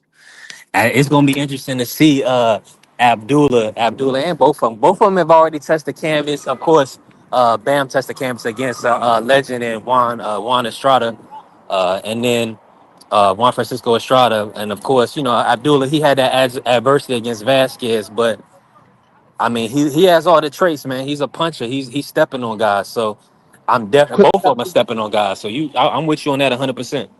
Let me say one thing in regard to that. People put too much weight into a fighter getting dropped because a lot of times when a fighter is smoking himself out to make a weight, they punch resistance gets better when they move up. Bud got dropped badly at 135. Miguel Cotto got dropped badly at 140. When they moved up, their chin was better. Manny Pacquiao got knocked out at like 115 or some shit. Because when you killing yourself to make weight, it actually takes away from your punch resistance.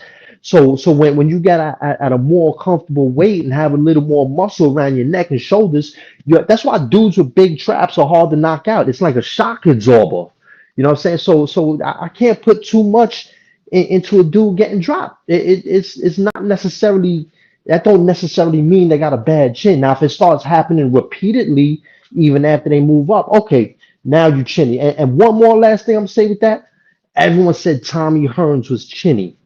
Tommy Hearns was not chinny. He got knocked out by three hard hitting killers that knocked out plenty of people. The man was not chinny, man. People put too much into that to discredit fighters. Yeah, and the carrier, he said who dropped Bud at 135. He Oh didn't get yeah, but dropped. He got wobbled. He got hurt by Gamboa. But he you're didn't right, touch the you're right, you're canvas. right. You're right. He didn't touch the can, but he was, his head was spinning, man. He was clearly hurt. Oh man, You're right. y'all be playing with my man. That's my man now too. So y'all be playing with my man, Bud. Yeah, God I can see dang. that, saying. So you got to give me your top 5 fighters in the sport of boxing list, man. Since you want, who, because Bud is obviously in that list. Who your top guys? You don't got to give me five, but who your top guys right now, man? That I like Yeah, absolutely. Tank Benavidez and Bud. Yeah, I mean that's a good list. Abdullah Mason and Mm-hmm. Shusher. I like Shusher. Mm-hmm. I got three of those who you picked, man. I got three of those. I got Bud, Benavidez. In no particular order. The only one I'm putting at number one is Bud. Bud, Benavidez, Tank, Usyk, man. I gotta put Usyk in there. And mainly off of the eye test, Bam Rodriguez, man. No, you just said who I like watching, right? Yeah, who your guy? Yeah, Yeah, exactly. well that's who I like. I like Shushu. I'm big on Shushu. Oh, I thought you meant who you thought was the top five best. Oh, I can't even No, say that. I would have to take Bam Rodriguez off and put Shakur in there. 100%. Salute to Isaiah in the building, man. He definitely Bomac definitely said they train half a year for Canelo. So shout out to the BNB team, man. I mean, they put on a dominant performance. Fantastic fan friendly fight. But it's unfortunate, Isaiah, the people they don't even know what they want Bud to do next. You know what I'm saying? It's crazy. Now, and my brother Kerry, he asked me about the Inouye fight. Um, Hold on, real quick. Yeah, my brother Kerry asked me about the Inouye fight. In a way, he looked real straight up and down. He looked basic. This past week, I don't know. Did y'all see him versus MJ? Y'all didn't see the Inouye fight, did y'all? I know Senior didn't see it. no, I ain't say it. That's too early. Yeah, they ain't even have no US TV on it. So they just they ain't have no US TV. It's on YouTube right now. Man, it looked, I don't know, it looked like he was a little concerned about MJ's power. I don't know if somebody hurt Inoue in sparring or what, but he didn't look the same. I seen the Inoue that I know and enjoy watching versus Cardenas, man, he stepped on Cardenas. He was throwing a lot of punches. He was definitely throwing a lot of combination punches, but against I didn't see that against MJ. I thought he was kind of tentative. He was going up against the ropes a lot. He got a unanimous decision, but it was an awful performance, one of the worst performances I've seen out of Inoue. So we're gonna see how he looks against Junto Nakatani in 2026. I mean, that's looking like a tough task for him at this point. But yeah, salute to everybody in the building, man. Make sure y'all smash the like button. If y'all ain't follow the channel, follow the channel. B3 Picks. We working, man. Listen, I'm gonna show y'all where I'm at, man. I'm working, man. I'm Damn, working. he said somebody said Bud need to fight Usyk. Get the hell out of here. That's crazy work.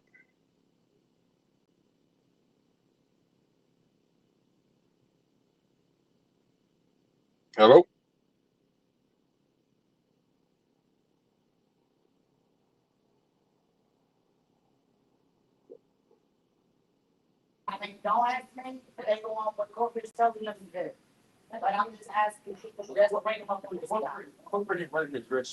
Listen, your boys out here working.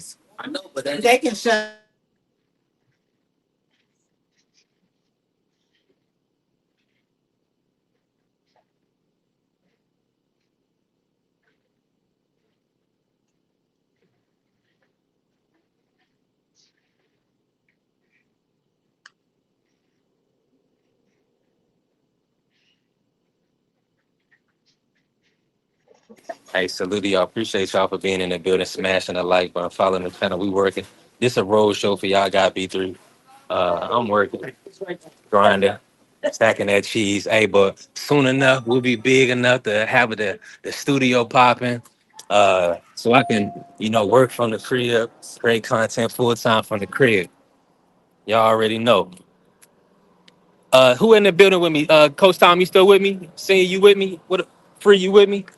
Yes, sir. I'm with you, champ. What's happening? Yeah, man. I appreciate y'all for pulling up, man, for the road show. So I gotta let's spin it like this, right? Somebody said they want Bud to fight Usyk. uh hey look, Bud, man, Bud, what he did was he did something that they wasn't expecting him to do. And you could see with them scorecards, he had to win the 11th and the 12th round to even win the fight. So they didn't want him to beat Canelo. Cash is king. We know Canelo was the cash cow.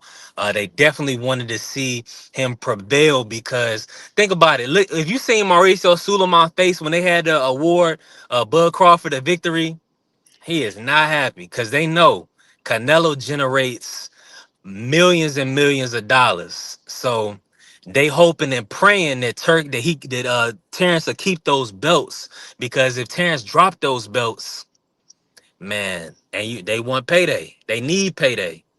And Mauricio, hey, listen, he gonna get his money. He had who did he have him for? He had him Billy fighting on that card, then Billy fighting, so he getting a sanctioning fee from Billy and Lester. He got a sanctioning fee from Canelo and Bud. Who else was on that card? Let me see. I don't know. Did he have another belt on that card? Shout out to Mauricio, man. He gonna put belts on the line. But let me say this, man. Before I'm gonna do this. I'm gonna say this. I'm gonna ask y'all a question. Um, Coach, Yes, sir. what's your thought on? Let me say this. I don't wanna. I wanna frame this the right way. Shout outs for Boost Ennis, right? Boost Ennis is coming up. I think he's probably the next big fight, because I believe he's probably why I say big fight, y'all gonna cook on that. I know they're gonna be mad about that. He's probably the next big name. Um Hold on, they asking this. Hold on, y'all cooking in the chat. Salute to Don Royal, salute to Carrier. He said seeing why Tank hating on Bud. Well, let me say this. I'm gonna speak on that, and shout out to everybody in the building. Make sure y'all smash the like button. If y'all ain't following the channel, follow the channel. We working right. From Tank perspective, I think it's a lot of people that's gassing him, because think about it like this. The old Free will tell you right now that he don't believe Bud is top 10 all time, right? But it's a lot of people, even Brian Norman Jr. came out and said that he believes Bud is top 10 all time. So it's a lot of younger people, or people that really haven't studied the sport. They're going ahead and putting Bud as an all-time great or a top 10 or whatever the case may be. Some have, some haven't. But what I'm telling you is that from Tank perspective is he probably see a lot of people bandwagoning, because people never show Bud any love. But now they big Bud fans, and they probably doing Bud protection, and to certain people they feel like they protecting Bud. Now, I heard another argument is they said, well, if Benavidez wasn't too big for Canelo, why is he too big for Bud? And I gotta ask y'all that. I'm gonna kick it to y'all that same question. If he's too big, if Canelo, if because a lot of people said, and he was like 25 extra pounds, he was too big for Canelo. But what's y'all take on that? Are people like picking and choosing right now? Do y'all feel like people are kind of, you know what I'm saying, not really keeping it the same energy that they had before? Because I'm gonna be honest with y'all. I heard people saying Benavidez ain't did nothing. Benavidez lost his belt on the scale. Benavidez, he enjoyed too many party favors. Canelo said he only had 25 pounds. That's all he brought to the table. But now it seemed like Benavidez is all well and good for Bud Crawford. Here's Go ahead, I cook. Please, honest cook. that why he wasn't too big for Canelo and is too big for Bud. Number one, I think he was a little too big for Canelo. However, you're fighting in the same weight class, homie. You're fighting in the same weight class. You Yeah. got the belts. You got to defend them belts. And you saying you the best in the weight class. You're saying you fight everyone there. The man was in your weight class. Bottom line. But you asking Bud to go up another weight class. Canelo, they say, yo, Canelo started at 147. He was 15 years old, man. He was 15. Credit. And I don't want to sound like Canelo hater. I give him mad props. But y'all overrating him, man. Y'all put this dude on a pedestal like he King Kong or something, man. The man was 15 years old when he started at 147. Of course, he was going to get bigger. When he was fighting at 154, he made his own weight class, 155, because he couldn't even make 154. So, and you the best at 168. So, no, even though, yeah, maybe the man was too big for you to beat, he was in your weight division. You claim to be the best. Why is he too big for Bud? Because Bud started at 135 pounds, man. 100. Ain't no one in history that I know of fought at 135 and won a belt at 175. You asking him to do the impossible. And the reason they saying that because they hate Bud or they bitter that he just completely outclassed the alleged greatest Mexican fighter of all time. I don't think he's the greatest Mexican fighter of all time. I put him at third. I put Juan Manuel Marquez as the best Mexican fighter of all time because I think he fought a high level competition than Julio Cesar Chavez. Then I put Julio Cesar Chavez. It's debatable. Then Canelo. But either way, even being the third best Mexican fighter of all time is phenomenal. You know what I'm saying? And again, he was in the same weight class. Now I ain't trying to hear that shit. I'm definitely with you. And salute to my brother Remo in the building. Let's talk fashion. Make sure y'all locked in and tapped in with Let's Talk Fashion every Wednesday, 10 a.m. Great brother, great show, phenomenal content, great content creator. My brother Remo, salute. Now, and definitely Remo, pull up, man. If you ain't doing nothing, if you moving around, pull up. I mean, everybody in a rush out here, man. I know y'all heard that, I got but I got one last thing though. I got one last thing though. go ahead, coach. You got it. A lot of in Mexico, they're not as high on Canelo as they are here.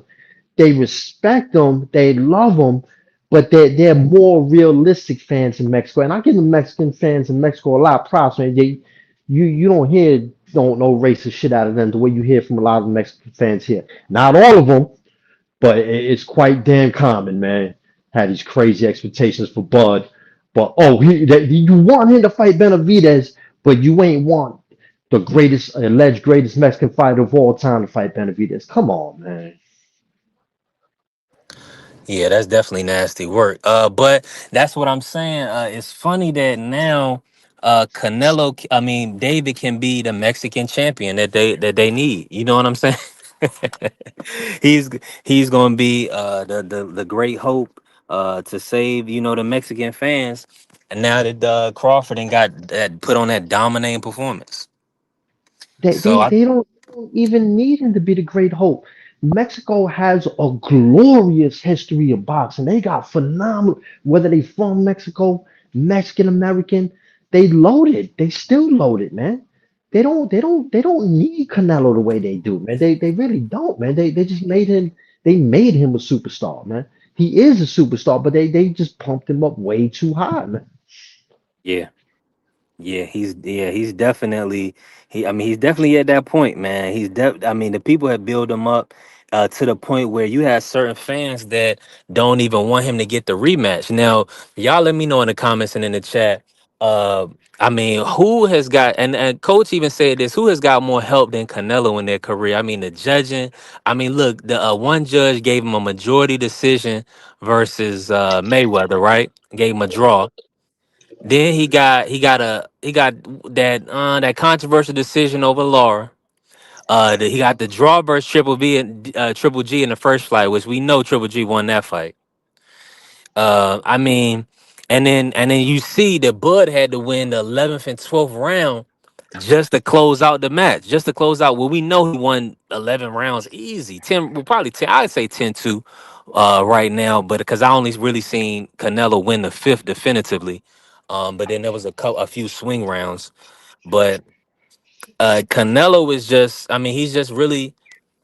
I mean, he's the people's champ, man. He's still, people love Canelo. Canelo is still one of the faces of boxing. It's just that I want the fans to keep the same energy that they keep for everybody else. I don't want y'all to switch up on us. Um, Let me say, they talking about Cotto. Cotto is definitely one of the great Puerto Rican fighters of all time. Who's considered the greatest Puerto Rican fighter of all time? In your opinion, Coach? I'm not really sure, man. Hmm. My man Cano Loco brought up a dude whose name I can't think of, and when I looked up his record, it was really, really impressive. But in my time, in my era, uh, is between Camacho and Miguel Cotto. You can make the argument for Trinidad. You can make the argument for Trinidad, but after he got caught with them illegal hand wraps against Hopkins, and he only had 12 knockouts in the amateur, I can't help but look at him suspiciously. So I'm gonna say, uh, shit. I'm just a big Kodo fan, man. So I'm with for you. me, it's Kodo. Hey, Free, Huge. you back? I gotta ask you this. You on mute right now? I gotta ask you this, Free. Um, Yo, Let me ask you this from your experience, your even in your opinion, who's the best Puerto Rican fighter of all time, or considered the best? And then is with this loss to Bud. I mean, I know a lot of people was talking about Canelo being the greatest Mexican fighter. Do you see Canelo as the greatest Mexican fighter of all time? Canelo definitely not. Um, he's definitely not the greatest Mexican fighter of all time. You can argue he's the. I mean, there's an argument he's the most accomplished Mexican fighter of all time. I mean, he's the first undisputed Mexican fighter of all time. Um, but greatest, no. The greatest Puerto Rican fighter, I would say Wilfredo or Cotto. I don't think Tito. Tito is the most recognized Puerto Rican. He was probably celebrated more, but I don't think he was the greatest. I don't think Tito was great. There's a lot of fights that people believe Tito lost that he was awarded. Cotto, there was no fights that he was awarded that people thought he lost. Cotto, he literally went out there and beat you up. You know when Cotto won a fight. Um, but I wouldn't say Tito is the greatest. I would say Wilfredo or Cotto is the greatest Puerto Rican fighter in my opinion. And I'm half Puerto Rican. In my opinion, is either Cotto or Wilfredo. I forgot about Wilfredo. That's a good choice, man. One That's a hundred good choice. percent. 100%. And salute to Isaiah in the building. He said Canelo is the best kung fu with Mexican fighter, but Julio Cesar Chavez is the greatest Mexican fighter, for sure. That's I, what's up, I man. can't. And then listen, go ahead, coach. Nah, I can't argue if you say Julio Cesar Chavez. He's a bad dude, but maybe I'm biased because I was real little when I was watching him. But I Yeah. think Juan Manuel Marquez when you look at his resume, highly underrated. Highly underrated, man. Yeah, I mean, a lot of people still think Salvador Sanchez is a better fighter than Mm. Canelo Alvarez, but his career was cut down short. He only fought for about 5 years, but in those How could five I forget years, about yeah, in those 5 years, he accomplished a lot, and a lot of people still believe that he's a better fighter than Canelo Alvarez, and he only fought 5 years. And I want to make one other point. It's kind of a side point. It don't really go to who the greatest Mexican not is. Mexican fighters get a bad rap, like they don't really box good, like they all brawlers. That's yeah, you got a lot of them who like coming forward, machismo, blow for blow, taking the body shots. But you got a lot of super skillful Mexican fighters. Juan Manuel Marquez, before he took his first loss, which he was robbed in Thailand against Chris John, was a superb technical boxer. Beast. Salvador Sanchez, superb technical boxer. A dude y'all probably don't know about. He looked like Lomachenko way before Lomachenko. YouTube go on YouTube, Orlando Canizales. Orlando Canizales has superb footwork, great counter punching, could knock. At 118, he took some losses in bigger weights. Superb box. That's not true what they say about Mexican fighters, man. They really overhype. They overplay that stereotype that they all brawlers. Yeah, I mean, even though he was born in America, I mean, a lot of people still think Oscar De La Hoya is a better fighter than Canelo Alvarez. He was born in America, but he is Yeah. a Mexican descent. The same thing with Cotto. Cotto was born in Rhode Island, but he's Puerto Rican. He lives in Puerto Rico now. He does a lot for the Puerto Rican fan base, and he does a lot for the young Puerto Rican fighters. Yes, he was born in Rhode Island, but he's Puerto Rican, and so they know him Mhm. as a Puerto Rican fighter. They don't know him as an American fighter. He Let me he goes down as a Puerto Rican fighter.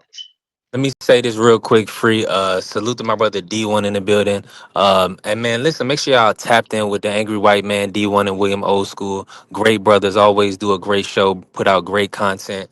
And let me say this, my brother Just Ask Juan. Shout out to Just Ask Juan. Y'all tap in with Just Ask Juan as well. He has a channel. Support Just Ask Juan. He said it's Salvador Sanchez, and it's not even close. and what he did in the short term of his career. I could That's agree. gonna be the only debate or the argument against that one is the length of his career. But we know in that shorter period of time, I mean, a lot of guys. I don't think he got 40 plus fights in 5 years or something like that. Free Yeah, At like the and age of 5 years. at the yeah, age of brother's not 20, even. Come on now, at the age of 23, these brothers 30 years old or whatever, and they don't got 40 fights. So it's just a Yeah. different. Salvador Sanchez is really moving. What's going on, D1? What's up with you, B? What up, D? What up, Tommy? Boy, that one, motherfucker Terrence Crawford, boy, Cook, man, Cook. come up You there hurting Canelo and smashing on old buddy from fucking welterweight. Isn't that amazing? Yeah, man. That Boy, was a beautiful what? performance. It was. It was. I gotta ask No, you. So cook on no it. So doubt. let me say this.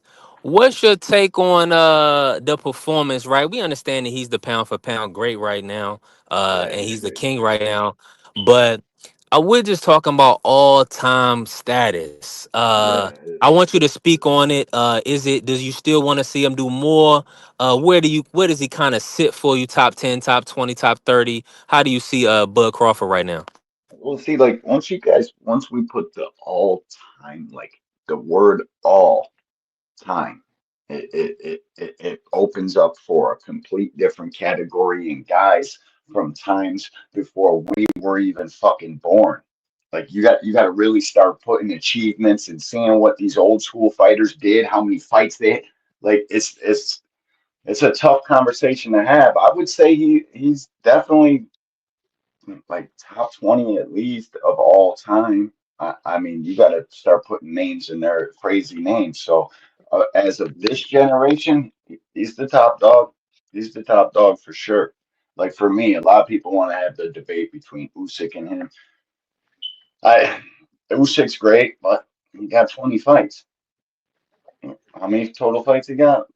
20 something, maybe like eight at heavyweight and or six at heavyweight, and he ran it back with every guy that he fought in heavyweight. So for me, Bud trumps that dude, no Yeah, problem.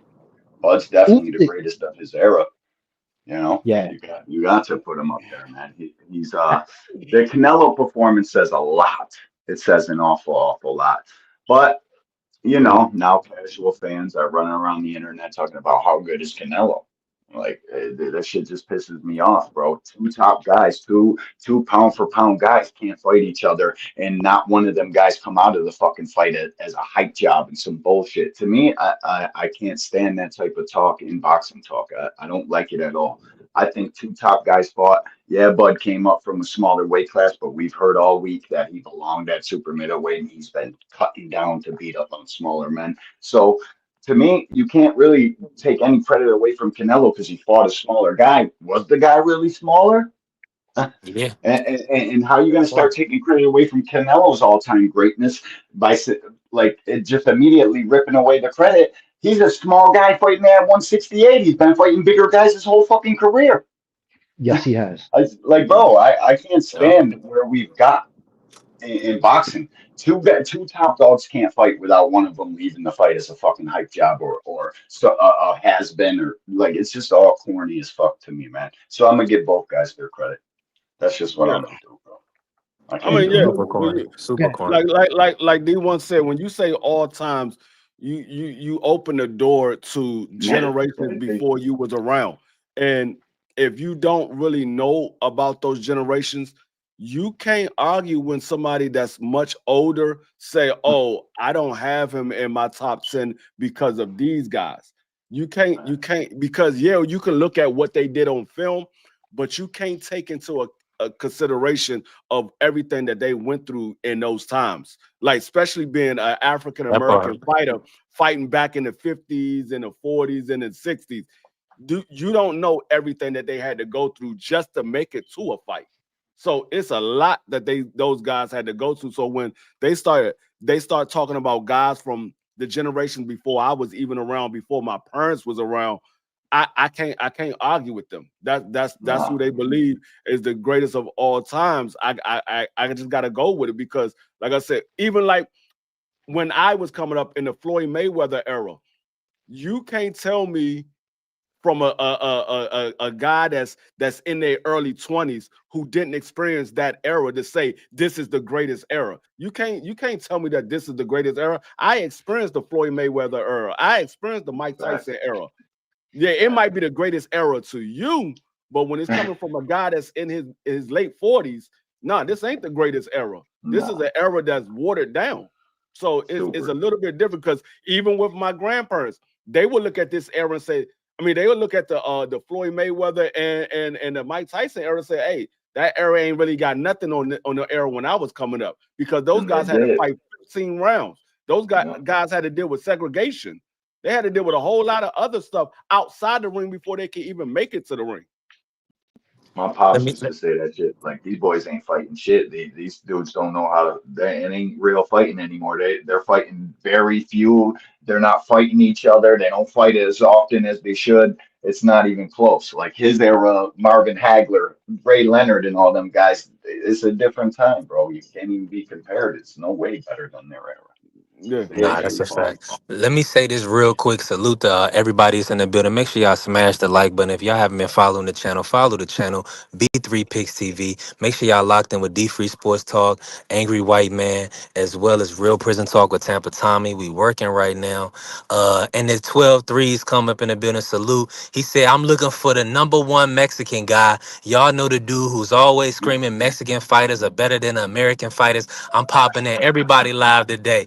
That sound like our good brother BVO. I'm sure he'll be around. Hey, listen, That's what I was thinking about when he said it. m- When you make read him sure, off, I was thinking of BBO.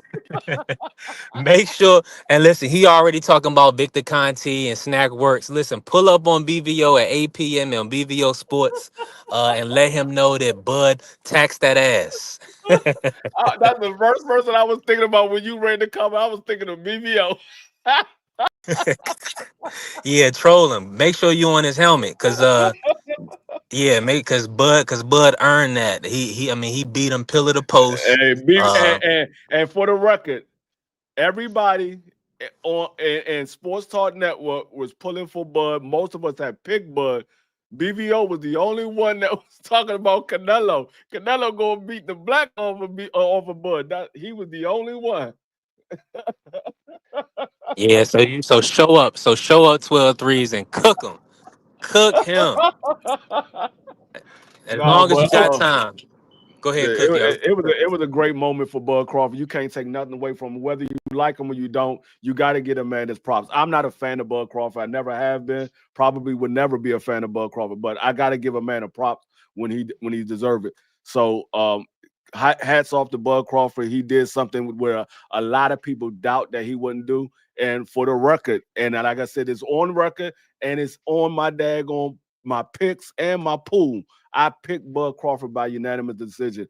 I knew that he wasn't going to knock Canelo out. I mean, like it's hard to say somebody going to get knocked out that's never even been knocked out, never even been knocked down. I was like, nah, y'all reaching, y'all wishing that he get knocked out, but I don't see that happening. I knew it was going to be a unanimous decision. You know, I want to say something on that And let all me just time. say this, and cook on that time. But let me just say, salute to my brother D1 for hitting the link. Make sure y'all subscribe to Angry White Man. D1 is a great brother, always showing love, always supporting. So we gonna keep cooking. But salute to D1. I'll be right back, What? B3. I'll be right back. Okay, bet. Go ahead and cook, Coach. You know, now that I really think about it, I think just as Juan makes the best argument for the greatest Mexican fighter of all time, Salvador Sanchez. To me, it's him or possibly Juan Manuel Marquez. And I gotta put Canelo at fourth or fifth, but that ain't taking nothing away from him, man. Because when you talk about all time great, we're not just looking at Canelo as one of the, to me, top five greatest Mexican fighters of all time. We just looking at him as one of the all time greats. Period. We're looking at Bud as one of the all time greats. Period. And especially more so in the case of Bud, that the same thing, just like Floyd Mayweather. When you start talking about dudes who's better than him, you got to go back and start thinking of people who were generations before him who didn't fight in his era. That like we got to debate. Like you can't debate. It's not even a debate if no one in his era is better than Bud. We start talking about Floyd Mayweather, Sugar Ray Robinson. How would he do against Marvin Hagler?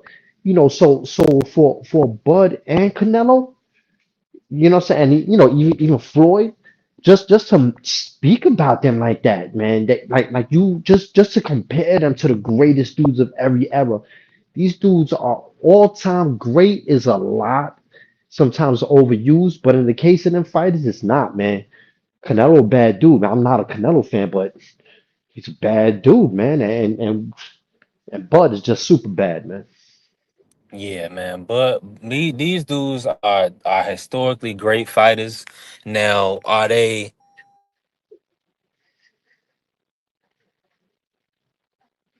I think these two are two of the greatest fighters of this generation, for sure. But two, you know what I'm saying, wherever you want to rank them, but both of them are top. I believe both of them are probably top 30 all time fighters. I would definitely rank Bud a little higher at this point. But I mean, they've done it. They've proven it, man, time and time again.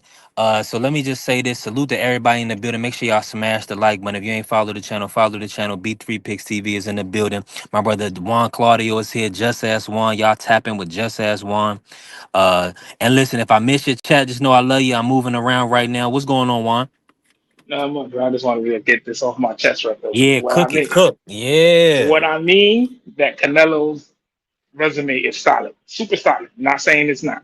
But look at the resume when we talking about greatest fighters. For the past prime Shea Mosley, for the past prime Kodo, for the past prime Kovalev. When he went up against dudes that are, same level or even better, he lost. Bevo, Crawford just now, Floyd. And Floyd was over the hill when he fought. So it wasn't like, we sitting here talking about, yo, you know what I'm saying? His resume is trash. We're not saying his resume is trash, but when he goes up against somebody that's a live dog, that's when he starts losing. And it's not cat. You go back, look at the resume. 100%. You know 100%. I'm right there with you. the Go the ahead, the coach. fight the fight I give him the most props for, even though I thought he lost, but it's close enough that it don't matter. His second fight with on Triple G. You know what I'm saying? That was the best Canelo and Daniel Jacobs. But Jacobs didn't have the stature. He never achieved his full potential to me. But Triple G, man. Some people say he overrated. Some people think he underrated. I think he a little underrated. And Canelo fought to, tooth and nail with him. Whoever you think won. I don't care who you say. It was that close. And Triple G is without doubt one of the hardest hitting dudes out there. Canelo got a world class chin. He showed versatility. You know what I'm saying? He showed versatility in the style, but as just Juan said, the majority of the top notch fighters, he got problems with boxers, man. He got problem with boxers, and I think it's just due to one thing. It's just one thing. He needs his feet to be planted to get his power off, just like Felix Trinidad. And once people seen what Asa De La Hoya did to Trinidad, they knew how to beat him. And same thing with Canelo. You got to keep him turning. Can't let him get planted.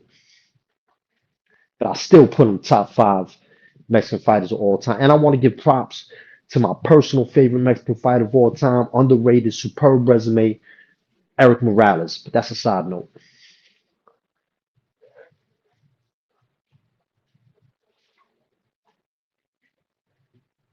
Did I lose? Yeah, I was okay. Nah, I'm still here. I just had to pick up a couple ties, man. I'm up here.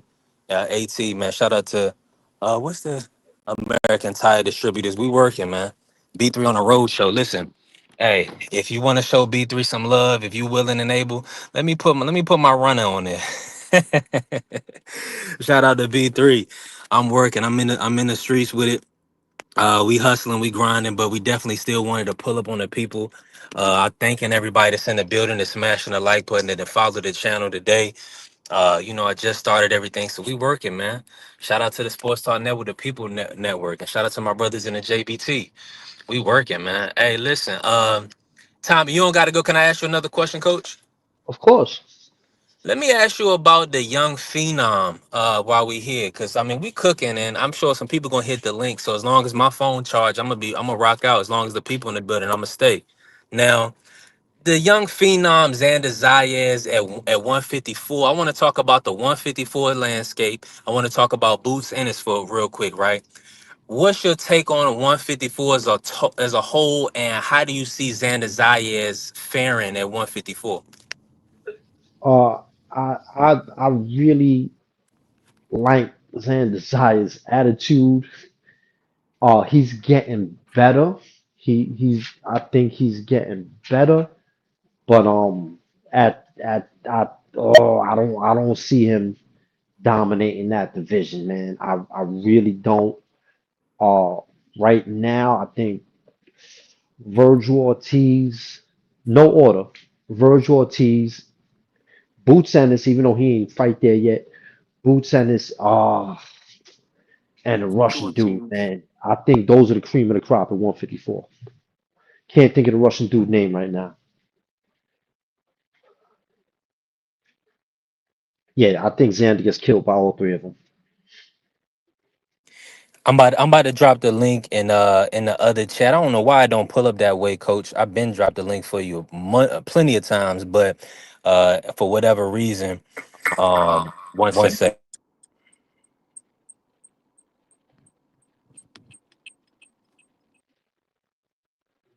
All right, I'm back. I'm about to drop the link in senior chat right now, so that way anybody Coach Getty can pull up. In the other chat, I don't know why I don't pull up that way, Coach.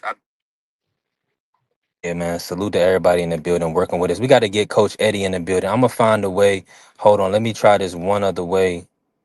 Oh, this is what you got to do, Coach Eddie. Coach Eddie, come to B3 Picks TV. Leave out of the rise for right now and pull up on B3 Picks TV, and the link is in the chat. We got to get you to pull up. We definitely got to get you to pull up. Not for nothing. That's one of the people I love hearing when he talk boxing, man. Come on now. That I respect that, man. come on, absolutely, man. Coach Eddie always on point, man. And he always got good boxing takes, man. So yeah, we definitely got to hear from you. Let me see. Yeah, just pull up over here real quick, Coach, and on B3 Picks TV, and definitely hit the link so we can get you on. He said, copy the link and just copy it in on StreamYard. That's crazy. I just don't know how to. I don't know why it's not pinning. I don't know why it don't pin. Juan, for real, for real. But yeah, we gonna get Coach Eddie in here. Coach Eddie gonna pull up. Yeah, Coach Eddie definitely gonna pull up. Yeah, I was wondering why you ain't pulled up yet, Coach Eddie. We didn't drop the link. I didn't drop the link for you about 4 times. But appreciate everybody in the building. Let me but while we waiting on Coach Eddie, Coach Tommy now, who do you think is the top guy, or who could you see in a tournament style kind of being ending up as the top dog at 154? Who you liking as the best name right now? One out. Can you hear me? Am I? Now I can hear you, Coach. Oh, there. Nah, my. All right, there we go. My headphones went out for a second. The top at 154. I Or the best wanna guy, say, your best guy, not the top. I think Fondor the top, but the best guy in your opinion. yeah, like if they all, if they had a competition, I wanna say Boots, man. I wanna say Boots because I think he hits extremely hard. He got a good frame, he got a good reach, he got the angles, but he takes a lot of flush shots, man. He take too many flush shots. I don't know, man. I don't know, man. I want to say Boots, the Russian dude I can't think of, tied with Virgil Ortiz. Virgil Ortiz is better than I thought he was. Yeah, Virgil showed us a lot in the Magic Mall fight. He showed us some dog. It's just in the Boachuk fight that was kind of an underwhelming performance. I want to I see them line that up for with Boots in 2026. I hope they can get that over the line. I didn't think he underwhelmed in Boachuk. I think he got rocked, he got dropped, he got hurt. But I think he stayed aggressive. I think he outboxed him. I think he won more rounds, man. I know I'm in the minority. A lot of people think Bo Chuck won that. And as far as him and Jerron, I still favor Ennis, but not as much as I used to, man. Not as much as I used to, man, because Virgil got better, and I'm seeing Ennis take too many flush shots. So I don't know. I still give it like a 60-40 for Ennis. I think his angles and his power, that combination is really super impressive though. I'm with you. I'm with you 100%. Let me see here. I'm just letting Coach Eddie know. I think he gonna pull up over here. But yeah, I'm with you that I mean the angles and the angles, as we can see, like the footwork, the combination punching. Those are the things that set you apart in the sport of boxing, as we can see with the performance of Terrence Crawford, the dominating performance that he put on. It was really the angles. It was really just him, his IQ, man, just being a more cerebral fighter, and just also his combination punching, man, his punch variety as well. He didn't go to the body as much as I would have liked, but I believe his corner told him to stick to the game plan. So go with what's working. Go with what's getting you the victory. So I think that's kind of what Bud decided to do. Now let me ask you this, Cole. Oh, while we got you on here, we gonna cook. We've been on here for 2.5 hours. As y'all know, it's hard to talk about one person for over 2 hours at one concept. So we working around and make sure y'all smash the like button. If y'all ain't follow the channel B3 Picks TV. Coach. Yep. So let's go into this. And I know the people always want to talk about Devin Haney. He's matching up against Brian Norman Jr. In November 22nd. I got to get your opinion and your thoughts on that while I got you with me. What's your take on that fight and what you expecting to see from Devin and B Norman? I expect Devin to be Devin. I expect Devin to have great conditioning. Because here's what we've seen in his last fight, man, which to me was underwhelming in certain ways. But here's what reassured me. What reassured me is that he still got superb conditioning. What reassured me, he still got great footwork. His bicycle game is good. And the few times where he did get into exchanges, he was still the sharper puncher. He was landing cleaner shots. So I don't expect that to change against Brian Norman. And then especially fighting a bigger, stronger dude than probably that he ever fought. Maybe not the hardest hitting, because Ryan hit hard. So I don't know if Brian Norman hits the same as him or not. But yeah, I don't expect him going in there trying to experiment and do nothing different. You know what I'm saying? You got to stick to what works, stick to what you do well, and do it better than ever. But I don't know if that gets in the win. Um, I'm not gonna I'm not gonna say Devin is chinny, but I but we've seen him rock more than once. We seen him rock real good, in two different fights. Yeah, we have. That's a fact. Uh, yeah, I mean, and let me say this though, and to his My bad. defense. Y'all hear me? Now I hear you now. Go finish, Coach. You hear me, B3? Yeah, I can hear you. You coming through? Am I coming through for you? B3. Yeah, I can hear you, Coach. Jump out I and jump hate when back a in. phone call comes in. Yeah, jump out and jump back in, Coach.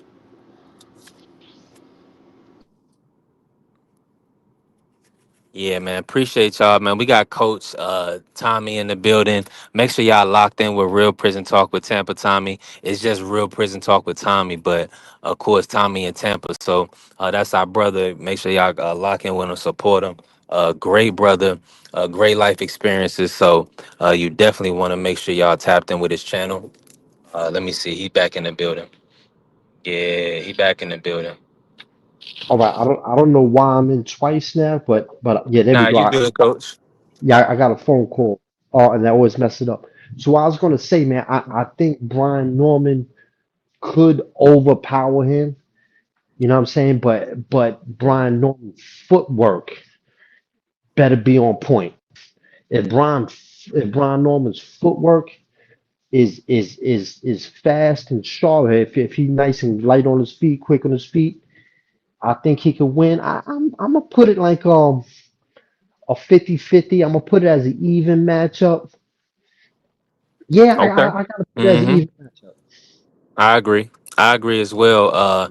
And also the bookies have it even. I think Brian Norman is like the slight favorite with the bookies. So, man, it's gonna be a fantastic fight in November. I'm looking forward to Boots in October. He'll be back. Now, Lima, I mean, I've seen him once. Sturdy guy, strong guy. But I expect Boots to break him down fairly easy. Now, and I know Coach, I want to hear what Coach Eddie got to say about the Devin fight. So definitely pull up if you can, Coach. So we can get you to cook on that for us. And listen, everybody that's been in the building for a minute, man, make sure y'all done smash the like. If y'all ain't followed the channel, follow the channel. We working, man. This has been a great cook. Um, let me see what Isaiah said. I think people are sleeping on Norman Jr. He's very athletic. I say the same as Devin has fought. Um, has he fought Devin's opposition? No, but we've seen Norman Jr. get better over his past three fights. 100%. He's still young. He's still growing in the sport. So, yeah, 100%, bro. I expect him to get even better once we see him versus Devin because that'll give him additional time, additional training. So we should see the best Brian Norman we've seen thus far. I mean, coming off of three stoppage victories. I mean, he's been looking phenomenal. So shout out to Norman Jr., Norman Sr., great father-son duo. I always appreciate them being in the media and when they perform on fight night. I mean, they always bring that A game. The Randall fight was a tough fight. I mean, Quentin Randall, he made Rohan Polanco look the same. Shout out to Rohan Polanco, a great young fighter, but Quinn Randall made him look just the same as if not worse than Norman Jr. Both of them pretty much got every round on the scorecard, but certain styles make fights. Certain guys is going to be tough. So I don't hold that Randall fight against Norman Jr. I never have. That's kind of why I was able to make money on him versus Derek Cuevas. I covered the 1 through 6 versus Cuevas, and I covered the 1 through 6 versus Sasaki for Brian Norman, just because I knew that he was a supreme power puncher. And I didn't and fighting a Quinn Randall, you got to do your research. Quinn Randall is a great American fighter. Now he was an Olympian. Actually, he was the captain of the Olympic team. He was like the captain of the USA team when he was an amateur. So Quentin Randall, man, he's a great boxer. Don't sleep because he getting in there against these young phenoms, and y'all lose perspective. It's a reason why he's the one that they put in to see where the power is. If they could stop Quentin Randall, they know they got the goods. But since they didn't stop Quentin Randall, we see where the fights kind of played out, or how they got moved after Quentin Randall. So y'all got to peep little things like that. How they get moved after they fight a sturdy, tough guy, a veteran guy that just not gonna be there to get knocked out. So that's a fact. Now let me see here. Um, Isaiah, we're gonna keep cooking with you, Isaiah. And Coach, cut me off at any time. Are you still in the building? Can you hear me? Coach on me. Coach might be moving around, but he's still in here with me, man. Appreciate y'all for being in here, smashing the like button. Um, I think Norman Jr. studies Haney. I remember watching his fight, and he was in the room jumping a rope watching Haney versus Loma. Yeah, that's a fact, Isaiah. He definitely studies Devin.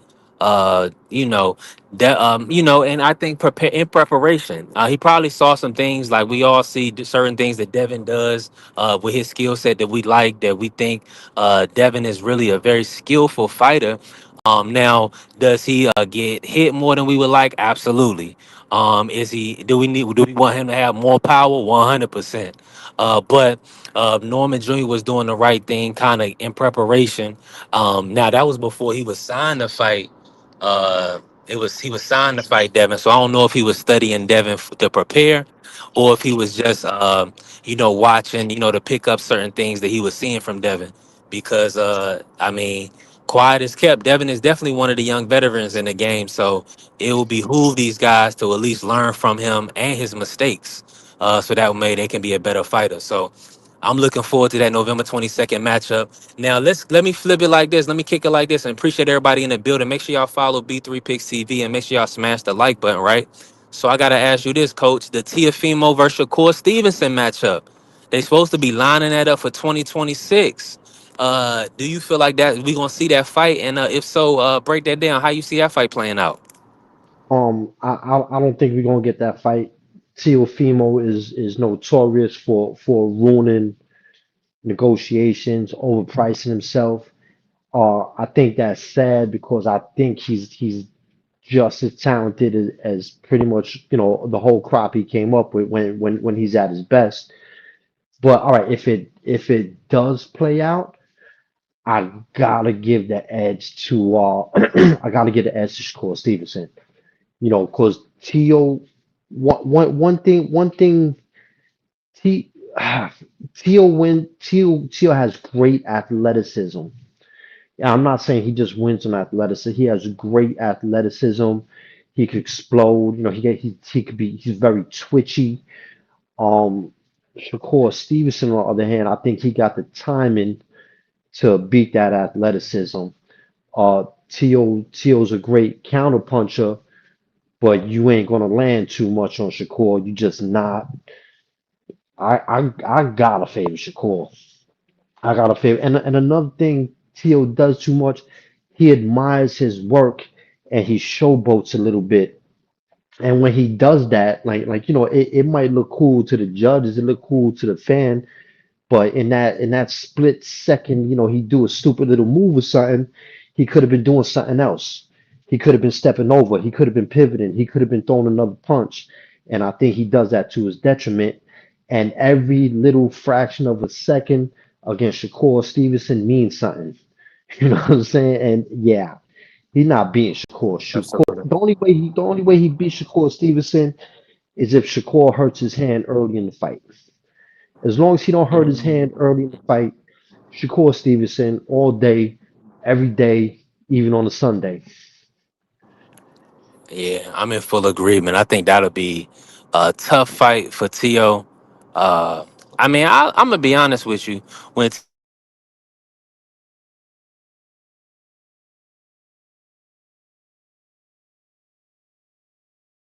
to fight, that's who he wants. You know what I'm saying? So he doesn't want to fight Shakur. That's a terrible style matchup for him. Horrible style matchup. Tio does his best work on the back foot. Like you saying, coach, he's extremely athletic. And salute to my brother Just Do in the building. Appreciate you, Just, man. Y'all already know y'all need to be followed to Just Do Boxing. Um, Great brother, great content creator. Salute to my brother Just. Now, I just don't see it. And if let me drop the link just in case you want to cook with us for a little bit before you start. I'm gonna drop the link. Y'all already know it's still open panel. I got Coach Tommy in here working with me.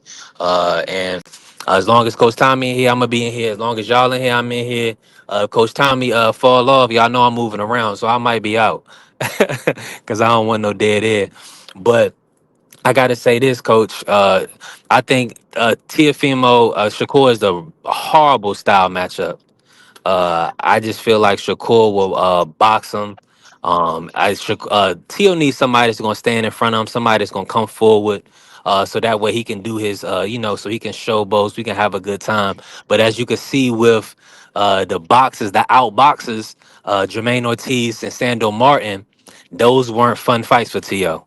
Tio was working extremely hard in those matchups to get those wins. So and to most people, he didn't win those fights. You know what I'm saying? So that goes to show you that Shakur Stevenson being a cerebral boxer, who also is a good counter puncher, and a technician, that just I don't see it. I don't see it at all, Coach. The Sandor Martin fight, yeah, I'll make a good point with that. But as far as Jermaine Ortiz and Sandor Martin, I think Tio won both of them fights. I think he won more rounds easily. I can't argue if they think Sandor Martin won. I don't see how they think Jermaine Ortiz won enough rounds. But something cool. Well, part of that I think is that when you see someone being fully dominant all the time, and then they have a less than dominant performance, they a lot of times look at it as a loss almost. You know what I'm saying? Sandor Martin was able to put Teal down twice due to his timing. Sandor Martin can't punch his way out of wet paper bag. He can't hit as hard as Shakur. I'll guarantee you that. And I don't think Shakur is feather fisted as people say he is. Cause every time someone try to run up in his kitchen, they stop doing that after he tags him a few times. And Sandor Martin caught Tio trying to explode in, trying to hop in twice and put him down. Excuse me. So Sandor Martin could do that. I believe for sure Shakur Stevenson could do that. Now we have seen the best TO we seen was against Lomachenko, and we seen in that fight that Tio can in fact box. He often don't. He's often more of a counter puncher, as you elucidated. That's not even the right word. But as you alluded to, he is a great counter puncher. He is athletic. He is twitchy. He does fight better off of the back foot when he catches someone coming in. He can use his athleticism, his timing. But if he chooses to box, he can. He does have that ability. But if he chooses to box against Shakur, if he boxes behind the jab, I think that's his best bet. But I don't see him winning. If he wants to, show bold and just be a counter puncher, then he not no. Nah, man. Shakur is underrated. As good as people as some people say he is, a lot of other people underrate him. He just went against Zapata, who's an offensive machine, right? Yeah, Throwing crazy punches, outworking people, out dominating them. Who's the dude he just outboxed? But I mean, he beat before. Zepeda. No, no. Oh, Zapata's fight was I can't think of the dude name. before Zepeda, Giovanni Josh Taylor? Padley. No, I'm not. Ain't talking about Shakur. Zapata's fight before Shakur was that Oh, Giovanni Cabrera? no, no, no. Tevin Farmer. Before Tevin Farmer. But he fought Cabrera. Yeah, he fought Cabrera and Maxie Hughes. Maxie Hughes, Yeah, great underrated boxer. yeah, Cabrera, very good boxer. Tevin Farmer, damn good boxer. But he yeah, was over. His great gifts is his punching volume and his conditioning, and he out conditions you, kind of the way Tim Bradley used to out condition people, right? Where he might not yeah, be the most skillful dude, but he out conditioned fighters. Tim Bradley beat several dudes who were better than him because he out conditioned them. That's what Zapata had. Offensive machine. It's hard to be super defensive when a dude don't stop throwing punches. It's hard to be elusive on your feet when a dude is constantly pressing you, and he not stopping for 12 rounds. yeah. And what did Shakur do to him? Shakur made him look average. Shakur made him look befuddled. Shakur, Payton was trying to be him. Yeah, Yeah. man. And people still doubt Shakur. And again, man, it's when people don't like a fighter, they always want to see they're going to discredit them. They're going to ask for more and more. And Absolutely. classically in boxing, fans don't favor the defensive fighter. Who fans get behind is the offensive fighter, the dude who breaking you up, the dude who's knocking you out, the dude who's giving you excitement. These defensive Pernell Whitaker wasn't all the way beloved when he first came on the game. Muhammad Ali wasn't all the way beloved when he first came in the game. Ali and Pernell had to put in a lot of work before they got respect. Floyd Mayweather, they called him a runner when he wasn't a runner at all. Yeah. They don't get respect. Also he is southpaw. Like what was Marvin Hagler told? He told he got three things against him. He left-handed, he black, and he good. Yeah. Same thing with Shakur Stevenson, although he's a different kind of fighter than him. And and Hmm. and another thing, a fourth thing against Shakur, as I stated, he's defensive. He's a lot of people don't want to see that shit, so they constantly going to discredit him, man. And but I guess for kind of like baseball, man. In baseball, everyone want to see home runs. Everyone want to see the big hits. But to baseball purists, they like seeing the pitchers duel. Well, kind of the same thing in boxing. I like seeing skill. I like seeing the art. You know what I'm saying? It just is what it ain't nothing wrong with being a casual fan. I think the term casual has become kind of dismissive and disrespectful. All of us was casual boxing fans. You Yeah. wasn't born knowing about boxing. You weren't born knowing Right. about casual. So we were all casual fans. Ain't nothing wrong with that. And they're gonna go for what appeals to the casual. But to the educated boxing fan, Shakur is superb, man. Extremely skilled, gifted fighter. Salute to everybody in the building. Make sure y'all smash the like button. Hey, the link is pinned on B3 Picks TV. If you want to come jump on the open panel, pull up on B3 Picks TV. I'm cooking with Coach Tommy. Make sure y'all locked in with Real Prison Talk with Tampa Tommy on YouTube. Coach Tommy Fitness on Instagram. A great brother. He'll get you right if you need to get trained. Coach, man, I ain't got to tell you, but I'm down to about 196 pounds, man. God is great. Oh, that's Now, beautiful, man. yeah, And now all I got to go ahead. I just want I just want to stay for the channel, those listening, boxing show. So y'all might think I'm a boxing coach. No, no, I'm an online fitness coach. I train people from the comfort of their living room, wherever you at. Because I do have a boxing background, a little bit of boxing background. I specialize in strength and conditioning. I specialize in body weight calisthenics, lightweight, and as Big Clean, my man Ant McQueen, fellow brothers I train, tell you, man, I give you that good work. I'm not a drill sergeant. I'm more of a coach. And you can see me on Instagram, man, Coach Tommy underscore fitness. And first session is always complimentary. First session costs you nothing, so you could determine if I'm the guy for you or not. But I know the product I got, man, it's most people, man, you sample that one time, you coming back.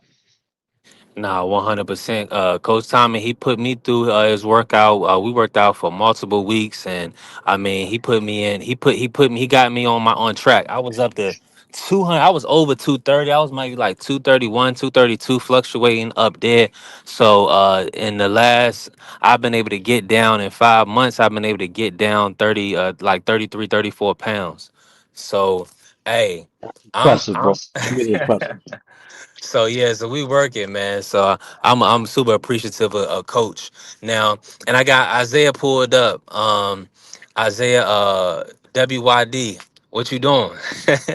What's good? Salute to Yoda in the building. What you got for me, Isaiah? Yo, what's going on, y'all?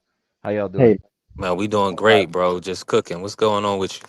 Yeah, so I ain't gonna be up here too long. I'm gonna just say what I gotta say, and I got a jet. Yeah, do But your thing. you know what? I enjoy Shakur. I just don't enjoy the personality, the persona that he tries to put on for the fans. Like I can understand if he comes out in an interview and says, "Okay, you know what? I'm gonna put on a master class. I'm gonna hit him, and I ain't gonna get hit. Y'all about to see that. I'd appreciate him saying stuff like that more because then you like. I think it was Thomas who said it's okay to be a casual fan, and for the casual fans that watch Secor, what is the first thing they say? Oh, he's boring. He putting me to sleep. Which in reality, they just downplaying Shakur considering how skillful he is and how good he is. The Yup. Zapata fight really proved to me that Zapata wasn't who they were painting the picture of him to be. They kept saying Zapata's a puncher, but I've Right. watched multiple Zapata fights, and to my eye, I would see that he overwhelms you with punches. That's why he was getting these knockouts.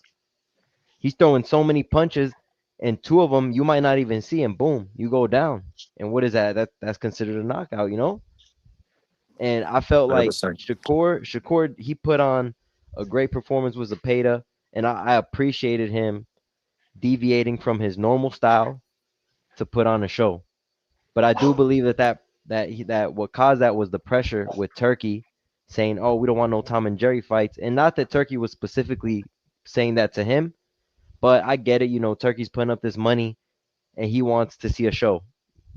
I get it. I just would appreciate Shakur a little more if he just doesn't do those type of things. And then I seen him post a comment to Ryan Garcia on Twitter. I don't know if y'all seen him, what he said when Ryan had messaged him. I think this was Saturday or Sunday actually, and he said Ryan told Shakur let's fight, and Shakur said the same thing what Bud did to Canelo is the same thing I would do to you. I just don't agree with those little comments because we haven't seen Shakur test himself aside from Zapata at 135. That's just my opinion. I Nah, I, let's. I like I Shakur. I just don't Yeah. like the decisions he makes, and I don't agree with the management and his team behind him because multiple times we see his management or we see Jay Prince come out and say, "Oh yeah, I want to fight. I want Shakur to fight Tank." But then you got another interview of Jay Prince saying, "Yo, Tank, I want you to come and see me, man. I want to sign you." And then you got Eddie Earn saying that he's not instructed to make that Tank fight. You know what I'm saying? So I like Shakur. I just don't like the decisions that he makes, man. And it's kind of hard to really to agree with some of the fights that he's taken. And I don't even want to blame Shakur by himself. I want to blame Eddie because was it a good choice to go to Matchroom? Maybe not, considering the opposition that is there for him. I don't think that those dudes are even on Shakur's level, if I'm being honest. I But I'm think I'm that's gonna jump out, bro, I'm in and agree. I'm I'm gonna in be in the agreement. chat. Nah, I So appreciate you, Isaiah. Salute to you, bro, for pulling up. God bless, man. Thank you, yes, bro. sir. God, I'm gonna be in the chat listening to y'all for whatever y'all want to respond with. Thank All y'all. right, nah, that's a. peace. Let me say this. Let me just respond to this part really quick. Um, it's we always want these guys to take the best matchups and the tough fights. Sometimes, like he's saying, that we get told one thing in the media and then something else happens behind the scenes. So I'm in full agreement there. And I will say this, right? Williams Zapata.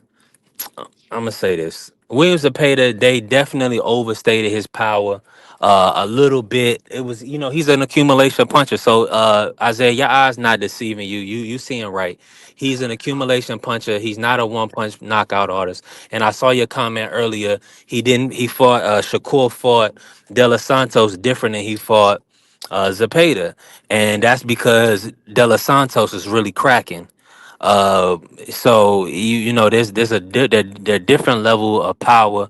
De Los Santos is a way bigger puncher, one punch power than Zapata. I think De Los Santos will probably stop Zapata, in my opinion. But what's your take on that? Oh, everything that Isaiah said, Coach. Much of what he said, I agree with. The first thing I'm agree with, where he said he don't really like Shakur's outside the ring antics. A lot of things he said, I completely agree. I feel the same way about Tank. I love, but I can separate what's out there and what I see in the ring. Shakur, I think he's too reactive to what people say. Sometimes he's too hard to try to prove people wrong. What I can't knock someone out, type. If I don't knock this guy out, I'm gonna retire.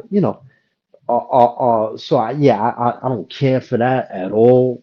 But also, I think same thing like Tank again. Man, I think they both very immature. They're very immature outside the ring. Um, I don't always like their business moves. As far as Zepeda, no, I always knew he was a volume punch. He knocked you out with volume. But I'll say this: sometimes, at times, you'll have a harder time with a volume puncher than you will with a one punch knockout artist.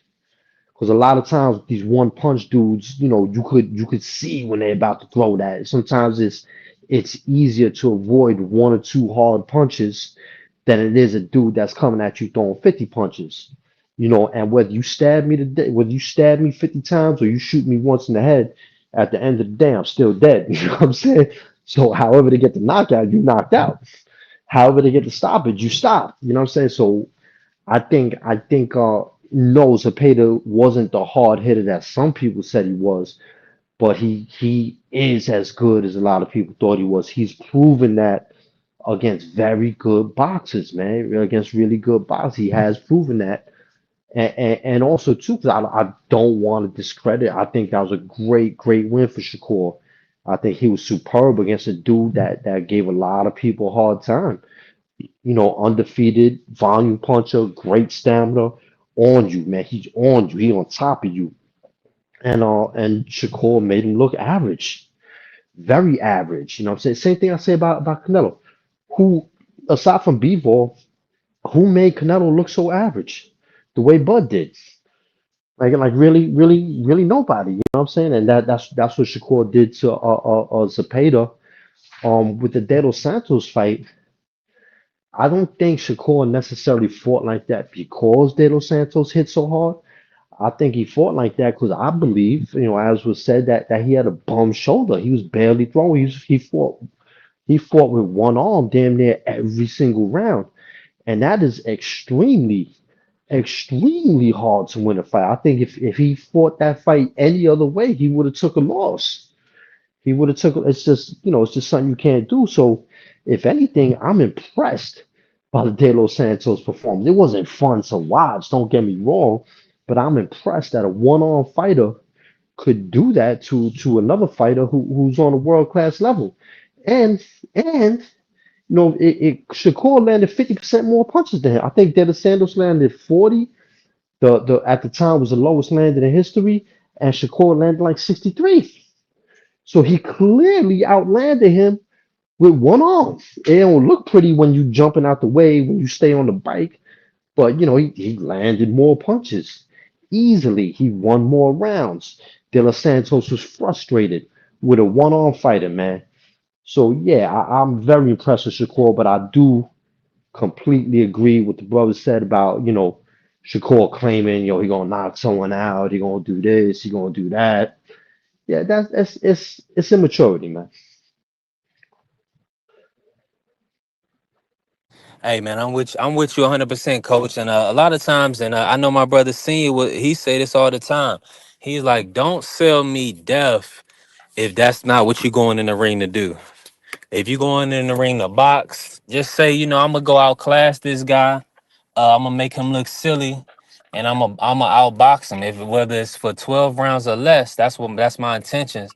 Now you may have some people gonna respect you for being honest first and foremost, but when you tell people that you gonna f somebody up, or you gonna stop somebody, you guaranteeing stoppages, or you guarantee you gonna put a hurting on somebody, and that don't happen, then that's when the fans you put a bad taste in the fans' mouth per se, because they was expecting one thing. They probably bet one thing, right? Because a lot of times with so much betting going on now, that these guys, what they say will affect them, affect how you make a decision, or how they looking right before the fight, or how they talking, you know what I'm saying, how the other person looking, how they talking. Now that shouldn't go into the play. You should do it by the X's and O's. But I mean, at the end of the day, if you think, if Hitchens tell me he gonna step on Cambosis, you know what I'm saying, I'm gonna believe him. You know what I'm saying? It's just certain guys, uh that you just kind of expect them to do what they say they gonna do. So I mean, that's really what it come down to, man. Sh- You know Hey, what, man? and let me say this That real quick. Salute to everybody in the building. Make sure y'all smashing the like button. Make sure y'all following B3 Picks TV. Go ahead, Coach. you know what, man? After I said what I said, I kind of had the second, almost play devil advocate with myself. Yeah. I'm not mad if a fighter say he gonna do one thing and do another. If you're trying to sell something and get your opponent to prepare for one thing and you do something completely different. But I don't think that's the case with Shakur. I think Shakur like really wants to play to the crowd. He really wants to shut up the criticism and will allow that to affect his game and affect his game plan. Or or or like I think or he says he gonna do something and then when he comes in it don't work like that. So he gotta revert back to doing what he's doing and it kind of make you look hypocritical. So again, if it's being done as a psychological ploy, I'm cool with it. But I don't think that's the case with Shakur, man. I think he's too reactive to what people say. He's too sensitive to what people say, and he's too immature. All that being aside, though, bad dude in that ring. Bad dude, man. No, and I'm already knowing. And look, and Yoda, salute to you. You know, I tried to definitely gear towards the current situations, but when you be on live, we over for 3 hours. So I appreciate everybody that tapped in with us for over 3 hours. Smash the like if you haven't followed the channel. Follow the channel. We're gonna be back with another one tomorrow. 9 times out of 10, just depending on what the topic of conversation is. But when I got Coach Tommy here, he's a busy man, so we kind of gotta cover all bases. Now, the brother just mentioned Mike Tyson, right? What's your whole take on the Floyd exhibition that's proposed for next year? Do you like the fact that Mike and Floyd can get a big bag from Netflix? Or is that not a concern for you? You really don't want to see either one, being Floyd being 48 years of age and Mike being 60. What's your whole take on the fight the exhibition that we expecting? Um, I'm happy for them to get this big bag. I'm truly happy for them to do that, but I ain't super happy for them. As if say it's a dude like Bud who made good money. He made all right money, but not what he was worth, and he finally get a payday. That would make me a lot more happy. Uh, Floyd and Tyson, like they good, their kids are good, their grandkids are good. These dudes are loaded. But who am I to tell you not to go out there and get more? So, go get your bread, my man. I'm cool with that. I don't want to see it. I don't want to see it though. Mike Tyson's what, 59, 60, 61? Just about 60. Let's call it 60. You know what I'm saying? He gonna go out there. He gonna get embarrassed by Floyd. He just is. You know what I'm saying? Floyd is fresher. He's a lot younger. Floyd is probably what, about 46, 47. Is a huge difference Yeah, from 60, man. That's a big, big difference from 60. If anybody's 40 years old, you know the difference you feel at 40 than you did at 30. And the difference from 50 to 40 is way greater than the difference of 30 to 40, right? So once you go on to 40, and you think it lessens when it hit the 60? No, it multiplies. So I think Floyd going to dance around, be unhittable. He's and it, you and you know what, you kind of picking on the old, even though Floyd is old, you picking on the old man. Floyd is middle aged. Mike Tyson's damn near senior citizen, man. I don't want to see that, man. I don't want to see that. Like just personality wise, I like Tyson more than I like Floyd. But yeah, I'm not interested in that, man. But go get that money, man. and 100% get your bread. Shout out to Floyd. Shout out to Mayweather. Mayweather Promotions. I know they're gonna have a fantastic fire undercard. I'm expecting to see Carmel Moulton and Joseph Brown. Hopefully, they can get a Scooter, Derek Davis on the undercard. Guys like that to make it a real fantastic event. Now, with that being said, Roy Jones had a lot to say to Mayweather. It's funny that they was going back and forth for he kind of, I guess Mayweather kind of tried to start something with Roy, but he knew he was working on the Tyson fight. So for me personally, when they was going doing the back and forth, I thought they was gonna kick off, but since that didn't kick off, I think that was Mayweather's plan because he had the bigger fish in Mike Tyson. But I think Roy Jones, he definitely more. I think he's more capable to put up a good fight at this point. If that makes Yeah, sense. I don't see Tyson at that still at that stage. yeah. Just cause Tyson again. He's 60, man. He's 60. You know what I'm saying? Like, yeah, I think Roy would be a little more capable, but I still think Floyd is fresher than both of them, and I think he can just outmaneuver. I think he can outmaneuver them. You know what I'm saying? I really do. I really do. I think Roy Jones in his prime, Floyd in his prime. Not saying they would ever fight each other because there's a big super size difference, but as far as greatness, like they were both super great. in different ways. You know what I'm saying? But they were both super great, super dominant, and it's again, man. I ain't mad at them if they can make some money for that, but yeah, I ain't gonna say it tarnished their career, but it's not a way I want to remember because I like Roy Jones a lot. I like Mike Tyson a lot. It's not something I want to see. I don't want to see them looking like buffoons, looking like an old man, getting battered. Like I don't care to see that, man. Like Pacquiao supposed came back against Barrios.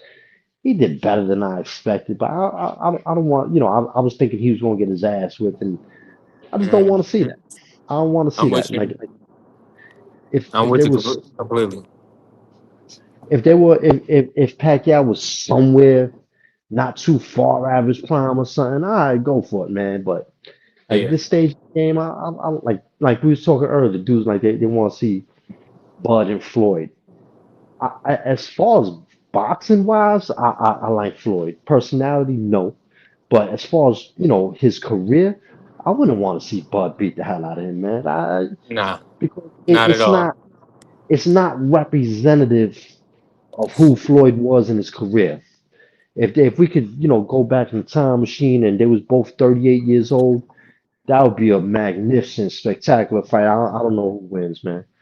Can I favor Bud slightly? But I don't know who wins. That then yeah, I would love to see that. But like right now, nah. I don't want to remember Floyd like that. Hey, salute to my brother Talking Sports 365. Appreciate you for coming in the building. And listen, make sure y'all smash the like button. If y'all haven't followed the channel, follow the channel. B3 Picks TV. Also follow my brother Real Prison Talk with Tampa Tommy. Be working today. He came in hot. He said anybody can be a nobody. That's a fact. I mean, people say anything, bro, anything. Crawford, man, a legendary fighter, and then to discredit his resume, man, former champions, guys that have had extensive amateur backgrounds, guys that fought to become a world champion, to not know who they are, discredit them is like unfortunate for boxing, and guys got to go back and do their research, man. That's really what it comes down to. They're not doing their research, and like I haven't even did any drops, anything. I've been moving around, but I'm glad he got the unanimous decision, even though the judging scorecards was unfavorable. But shout out to Bud. And listen, Canelo know exactly what time it is with Bud. And this was I was telling people before, Canelo gonna be cautious Thing because is, you only got to fuck up once. Be a little slow, be a little late, just once. and and that's what it comes down to. The brother only got to be a little slow, a little late, just once. But as we could see, Terrence, I mean, he put hands and feet on Canelo. I mean, I thought that was one of the best performances you're gonna see, especially from a welterweight moving up. Pretty much a junior middleweight. So that was two divisions. Some people don't even consider him a junior middleweight. So I mean, three divisions. I mean, phenomenal, dominant performance by Bud Crawford, man. Listen, I can't wait to see it again. Oh, and for everybody that's in here, this is the intro for the day. I'm gonna run it back for y'all, so y'all can see what time it is.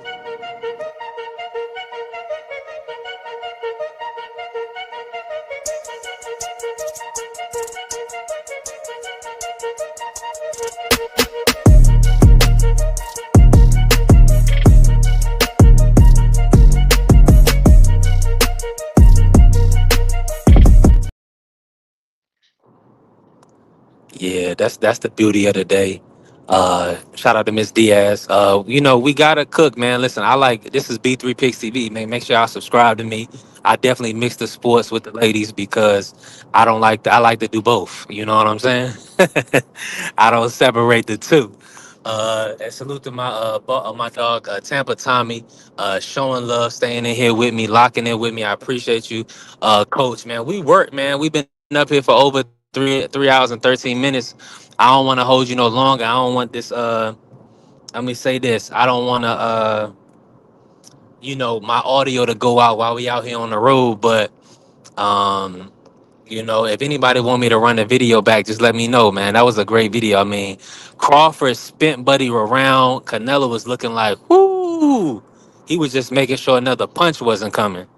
Cause Bud was cracking, man. Bud at 165, he's definitely showed that power. He was hurting Canelo physically.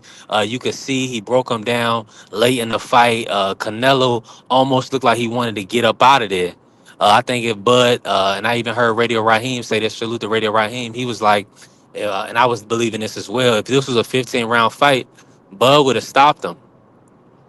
What do you think about that, Coach? Do you think if it was 15 rounds, Bud would have stopped Canelo? Um, I think if Bud would have, if it's a 15-round fight, I think Bud would have hurt him a little bit more. I don't know if he would have stopped him. I think he could have possibly stopped Canelo on his feet. You know what I'm saying? I just don't see Canelo going down. I actually picked him to stop him on his feet. I thought he was going to break him up, render him a little bit useless towards the later of the fight. As Bud got confident, but I don't think, in my opinion, even if it went 15, I think Bud would have mixed it up in spots, did what he did, mix it up with him, outbox him, mix it up with him, outbox him, and I don't think that would be enough to stop him unless Canelo clearly slowed down and Bud knew he could have his way. You know what? Yeah, I do. Because Canelo does tend to fade. His condition was pretty good this fight, but he does tend to fade. It was 15, he definitely would have faded. And yeah, I think Bud would stop him on his feet. I had to change that. Yeah. And let me say this really quick. Salute to Mr. Henderson. God bless. He said for the Javante exhibition, we need Scooter Davis, Jaleel Hackett, Mojo Jones, Freezer Time, Sugar Sheet. 100%, 100%, man. Shout out to the great boxers in the DMV area, especially out there in Baltimore and Upton Gym. I mean, Coach Kenny, Coach Calvin doing a phenomenal job with the fighters, building them up, supporting the community. So 100%, man. We gotta have that action. Salute to T Hill in the building. Appreciate you, T Hill. If you want the link, T, oh, you already know where it is, T Hill. So if you available, you can pull up. You already know what time it is, T Hill. Shoot, you'll extend the show if you pull up, because I know if you pull up, some other people gonna pull up. So if you definitely T Hill, we got over 20 people in the building. Make sure y'all smash the like button. Cause if T Hill pull up on us, oh, you already know we gonna have another hour or so of work if he's available. That's my brother T Hill, always showing love, always supporting. Shoot everybody pretty much. A great brother. Now, let me say this. He said shots, shots, shot, shot, shot, shot, shot, shot, shot, shot, shot, shot, shot, shot, shot, shots. Everybody. Salute to the good brother T Hill, man. Listen, make sure y'all smash the like button. If y'all ain't follow the channel, B3 Picks TV. Tap in with Coach Tommy underscore fitness on Instagram and Real Prison Talk with Tommy on YouTube, man. This has been a great live, a great event. I mean, my brother Senior simulcasted with the on the Rise podcast. So salute to my brother Senior, always showing love, always showing support. Make sure y'all stay tapped in and locked in with Senior. His cash appreciate for all hard work he do for the boxing community and for on YouTube as well. And my brother Dank Father was in the building early, and I didn't get to say anything. Salute to my brother Dank Father. Hey, listen, if you're available, Dank, you already know you can hit the link anytime, bro. We working, man. We you know we just trying to give a road show, trying to give the people box, but also life.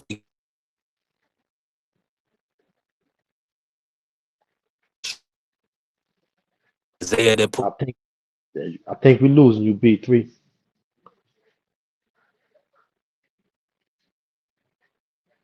All right, it sound like we lost B3. Sound like B3 is all the way out, man. It's been a pleasure to chop it up with y'all. Thank you for listening. Uh, Coach Tommy underscore fitness. Check me out. You know what I'm saying? If you're interested in fitness. And my last words, stay safe out there, people. All this shit you hearing, don't think it's not real. It is. Be safe. God bless. Protect yourself. Protect your families, man. Stay sharp, man. I'm out. Peace.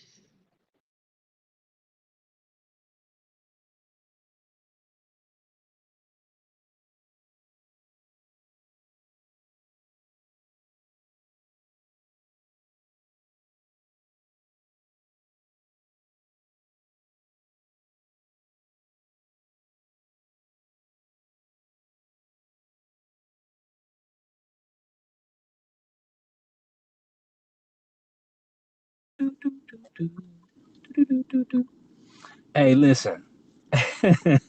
I fell off, but I ain't done. I'm about to tell, hey, pull up T Hill, pull up T Hill, nah, we ain't done. I got told T Hill he gotta come on back. Yeah, we ain't get T Hill words on the live. Listen, I know some people fell off, but we still here.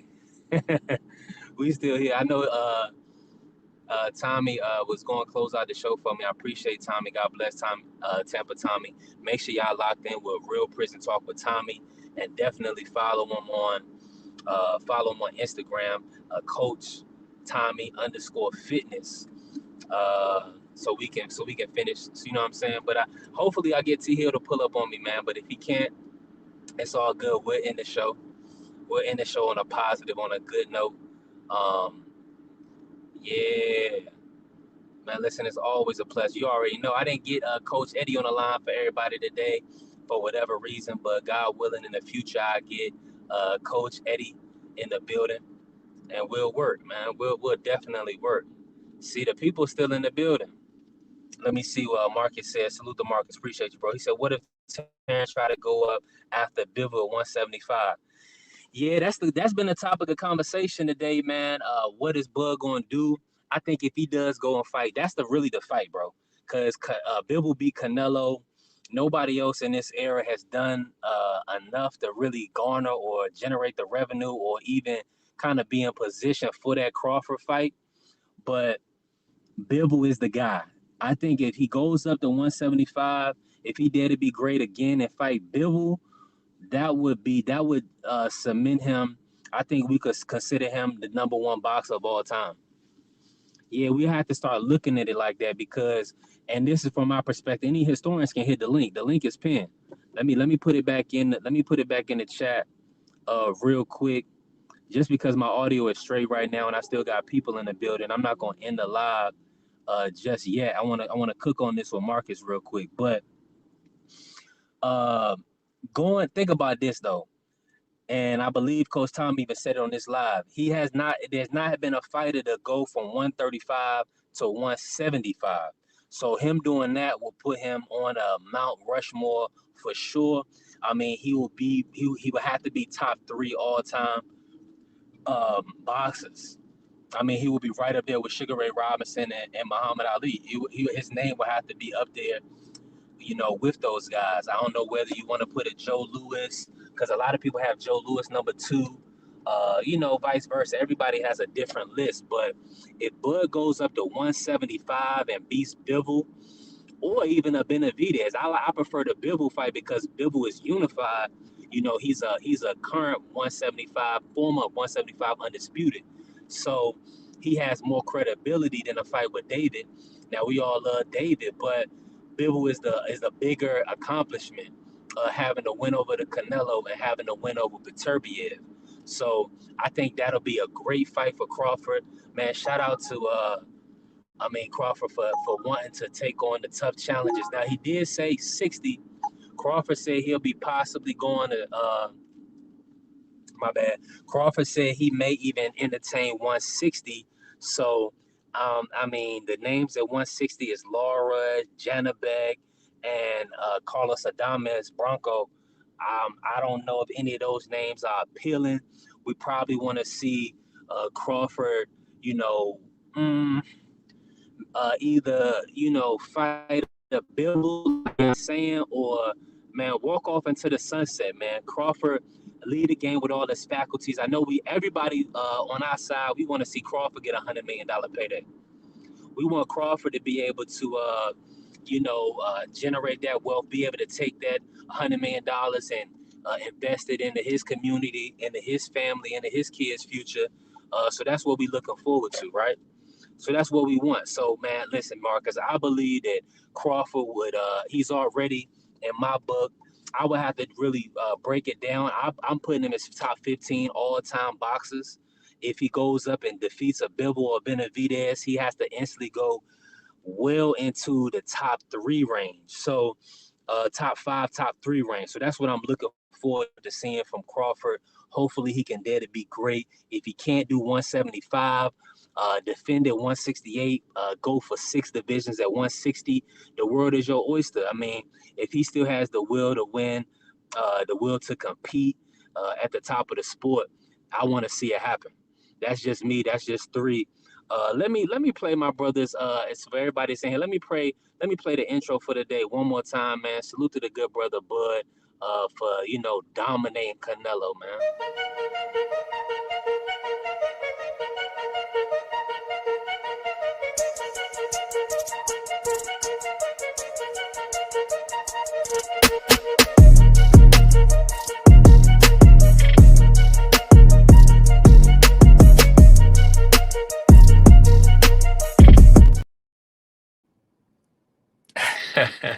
Hopefully my audio is still coming through. I'm deep in this neighborhood right now. Listen, appreciate everybody that came up to show love. T Hill even hit the link, but he couldn't stay on. I guess he thought the show was in it. Shout out to Tommy. Shout out to D Free. Shout out to my good brother. Shout out to Isaiah. Shout out to who else? Marky Dan hit the link. Prize Fighter. Man, everybody was in the building. D1. Salute to all my good brothers that chopped it up with me today. Listen, before y'all go, man, make sure y'all smash the like button. If you haven't followed the channel, follow the channel. It's B3 Picks TV. Hey, listen. Hey, I'm still rocking with your boy. We still rocking with Tank, man. Listen, hopefully, shout out to Tank and his exhibition. Like, I believe it, Mr. Henson said, we need those great undercard fighters on Tank's undercard. Scooter Davis, Mojo. We need Freezer Time. We need all those, young guys, putting their titles on the line, but putting, their self on display for the public so they can kind of build their name in the sport and they can bring the next generation, because Tank Davis, he can't carry the sport on his back forever. The younger guys got to come up, got to make their way, got to put their mark and stamp their flag into the sport as well. So that's what we're looking forward to. So I appreciate everybody that came in and showed love to B3 Picks TV. Make sure y'all tap in with me tomorrow, and I'm gone.